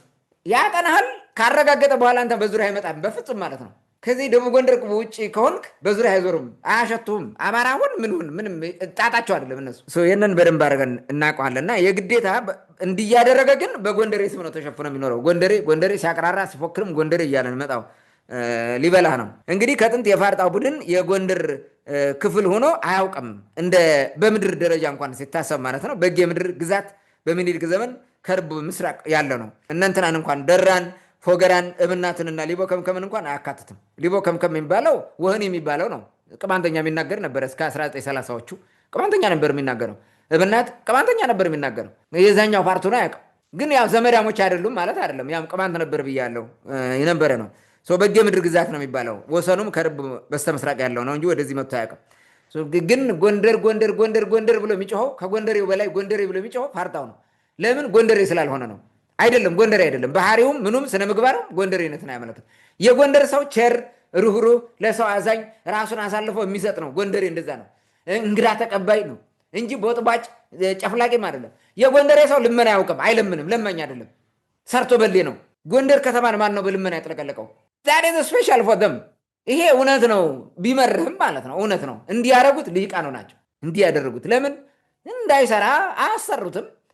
ልማት አያመጡለትም። የተሻለ ነገር አያመጡም። ለራሳቸው ነው የሚዘርፉት። ይቦጠቦጣል እኮ የደቡብ ጎንደር ሰው ራሱ ይዘረፋል። ጠንካራ ገበሬዎች እንኳ አስቀምጥ። የፎገራን ገበሬ መቼ ያስቀምጡታል? ፍዳውን አይደል እንደሚያሳዩት በተለያየ መንገድ። እንደ ፎገራ ገበሬ እኮ ጠንካራ ገበሬ የለም። ምንድን ነው የሚያደርጉት? ደራን ለመስፈር ምንድን ነው የሚያደርጉት? በደብተራዎቹ ሳይቀር ሁሉ ማለት ነው። ዊነው ዳት ይህን እናውቀዋለን ማለት ነው። ጎንደር ላይ ባለበት ጸንቶ ለመዝለቅ ነው የሚታገለው ማለት ነው። ብዙ ስራ ይሰራል ማለት ነው። ስለዚህ በታላቅ እንትን የምታዘል አለብህ ማለት ነው። በጌ ምድርነት ሳይሆን የምትመጣው የምትታዘለው በጎንደሬነት ስለሆነ ጎንደሬነትን ልትጦላቸውም ትልቅ አንቅልባ ጎንደር የሆነላቸው ያዝላቸዋል ማለት ነው። ይሄ እንደዛ እያደረጉ መጥተው ኑረዋል። እንደገና ደግሞ በኋላ በተንከሲስ ኃይለሥላሴ የባንዳ ፖሊሲ ተከትሎ ሙሉ በሙሉ ጎንደር ላይ ያስቀመጣቸው። ስለዚህ ጎንደር ምሽግ ሆነ። ጎንደርን ጥለው ቤት ይሄዳሉ። ዋና መሰብሰቢያቸው መብያቸው የሆዳቸው መሙያ ነው እርሱ ነው። በነገራችን ላይ የፋርጣው ስኳድ አባል የሆነ ሰው ጎንደር ላይ ሲሞት እኮ ጎንደር አይቀበርም ታውቃለህ። የፈለገ ቤት ሊቃውንት መንክር ነው የሚባል ነበር ይመስለኛል። ሌሎችም ነበሩ። መንበረ መንግስት መድኃኔዓለም ቁጭ ብሎ ሲያስተምር ወንበር ዘርግቶ አሁን እንትና ያዘውን እዝራ ያዘው ማለት ነው። ሲሞት ሂዶ ሰፈሩን የተቀበረው ነገ እዝራ ይሙትና ታያለህ ይውልሲ እዛ መንበረ መንግስት አይቀበርም። ምናልባት አሁን የምንናገረው ፖለቲካ አደገኛ ነው። በቃ ለወደፊቱ በግድ ካልቀበሩት አይቀበርም። የሚቀበረው ደራ ሂዶ ነው የሚቀበረው። እንደዛ ነው የሚወስዱት የሚቀብሩት። ቅኝ ግዛት ነው የተቀመጡበት። ምን ለዚህ ነው የፋርጣው ስኳድ ሲሞት እንኳን እዚህ እኛ ሰፈር አይቀበርም ቅኝ ገዢ ስለሆነ። ነገር ግን ጎንደርን ላለማጣት ፋርጣው በጎንደር ስም መማል፣ መገዘት፣ መፎከር፣ ማቀራራት ግዴታ ነው ማለት ነው። ግዴታው ነው። ለምንድን ነው ጎንደር ሂዶ የሚቀበረው? ይኸውልህ አሁን አንተ ቢሎንግ የምታደርገው ጎንደር ከሆነ ጎንደር ሞተ ጎንደር ነው የምትቀበረው። ለምሳሌ አንድ ወልቃይት ጎንደር ላይ የሚሙት መቀሌ የሚሙት አዲስ አበባ የሚሙት የሚቀበረው ወልቃይት ነው። ለምን? ሴንስ ኦፍ ቢሎንጊንግነስ አለው። ፕሌስ አታችመንት አለው። ማንነቱ የሚገለጠው ወልቃይት ላይ ነው። ጎንደር ላይ ያለው ፋርጣ በጎንደር ከተማ ህዝብና ስብዕና በህዝቡ በወጉ በባህሉ አይገለጥም፣ አይቀበርም። ጎንደር ላይ የሚቀበረው ደቡብ ጎንደር ሄዶ ነው የሚቀበረው። በፍጹም አይቀበርም። ለምን? ማንነቱ መገለጫው እዛ ነው ያለው፣ እዚህ አይደለም መገለጫ ያለው። ስብዕናው ትብቱ የተቀበረው ምናምን ኤቭሪቲንግ እዛ ነው የሚመጣ ነው። ተሰብስቦ እዛ ወደዚህ እየመጣ ነው በቀኝ የሚገዛ ማለት ነው። ይህንን በደንብ አድርጎ ማየት ያስፈልጋል ባይ ነኝ። እንግዲህ ዋናው ደግሞ የኢኮኖሚ ጥቅምም ስላለው ነው ጎንደር ላይ በደንብ አድፍጦ ስራ የሚሰራው ማለት ነው። የኢኮኖሚ ጥቅሙ ምንድን ነው? ፋሲል ግንብ፣ ሰሜን ተራሮች የሚባል ለቱሪስት ትልቅ ገንዘብ የሚያስገኙ የቱሪስት ገንዘብ መስህብ ያላቸው ናቸው። ሰው ይመጣል፣ የጎንደርን መዘጋጃ ይቆጣጠራል። ከነዚህ የሚገኘውን ብር ይዘርፋል፣ ይበላል እንደፈለገ ማለት ነው። ሀብት አለ። ደቡብ ጎንደር ምን ሀብት አለ? ወረታ ፎገራ ውጭ ማለት የት ታመጣለህ? ምን አለ? የለም። አየው፣ ለጥቅም ነው ተሰብስቦ የሚመጣው እዚህ ጋር የሚግጥ ማለት ነው። ሌላው መሬት ያለቀ ተበልቶ ያለቀ ምናምን ነው። የትኛው ቱሪስት ነው ትልቅ ገቢ የሚያመጣለት? የለም።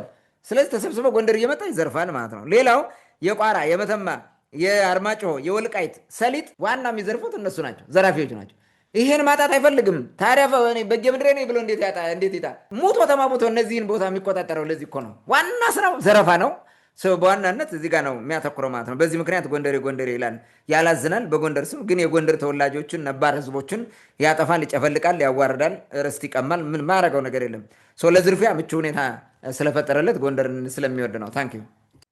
መልካም እንግዲህ እንደ አጠቃላይ ይሄ ቡድን ያወጣውን መግለጫ በተመለከተ የሰጠነው ማብራሪያ እንደ አጠቃላይ ይሄን ነው የሚመስለው። ብዙ ሰው ይህን ስለተናገርን ቅር የሚሰኝ ወይም ደግሞ ለምን እንደዚህ በፊት ለፊት በግልጽ ትናገራላችሁ የሚላለ ምንድነው እነሱ በተግባር የሚያደርጉትን ነው እኛ ፊት ለፊት የተናገርነው። ከተግባሩና ችግሩን ወይም ደግሞ ሴራውን ከማጋለጥ የትኛው ይቀላል የሚለውን ደግሞ ብዙ ሰው ቁሞ ማየት አይፈልግም። ምክንያቱም ሳይኮሎጂካሊ እነሱ ተጭነውታል። እንድትናገር ምናምን አይፈቅዱልህም። ሰውም ያን ተቀብሎ አሜን ብሎ ትቶታል። በቃ ዝም ብሎ ቀን እየጠበቀ ቀን በመጠበቅ ደግሞ ነፃ መውጣት አይቻልም። ስለዚህ ፊት ለፊት እንደዚህ መናገር ማጋለጥ ያስፈልጋል። እንደውም ባለፈው ልክ እንደዚህ መግለጫ አንዳንድ የሰሜን ጎንደር ሊቃን አሁን መቃወም የጀመሩ ሰዎች የሁመራን የመተማን የምንትን የቋራንና እዚህ አርማጭሆን የሰሊጥ መሬት ማን እንደያዘው በባለ ሀብት ደረጃ በትልልቅ በኢንቨስተር ደረጃ አጣርተው 98%ቱ ከሌላ አካባቢ የመጣ እንደሆነ ተናግረዋል። አካባቢውን አልተናገሩም፣ ግን የጠቆሙት አካባቢ አለ በግልጽ በቃ ሰሜን ጎንደር አይደለም ከዚህ በላይ የሚሆነው በሌላ አካባቢ ተይዟል፣ እኛ ትግላችን እዚህ ጋር ነው ብሎ የጠቀሱት እንትን ነበረ። ያ ደግሞ እውነት ነው። በነገራችን ላይ እውነት ነው። እያንዳንዱ መስሪያ ቤት እያንዳንዱ በተለይ በዚህ በባለስልጣን ደረጃ ያለው ቢጣራ በግልጽ ለመናገር ከ90% በላይ የሚሆነው በዘመድ አዝማድ በአበልጅ በአካባቢ በጥቅማጥቅም ተሳስቦ የመጣ የአንድ አካባቢ ሰው እንደሆነ በርካታ ማሳያዎች አሉ። እስፔሻሊ አሁን ቤተክርስቲያን እንዴት ተተብትባ እንደተያዘች ራስ በራሳችሁ የምታደርጉትን የምትገዳደሉትን አሁን በግልጽ እየወጣ ነው። በነገራችን ላይ መታየት ጀምሯል። መገዳደል ምናምን መጠፋፋቱ ስላለ እሱ ፊት ለፊት እየፈጠጠ እየወጣ ነው። ከዚህ በኋላ እኛ ስንናገር የነበረው በተግባር እየታየ ስለሆነ የምንወቀስበት ሁኔታም ላይኖር ይችላል ማለት ነው። ውድ አድማጭ ተመልካቾቻችን ለዛሬ የነበረን ወቅታዊ ጉዳይ ይህን ይመስል ነበር። ስለተከታተላችሁን ከልብ እናመሰግናለን። መልካም ጊዜ ይሁንላችሁ።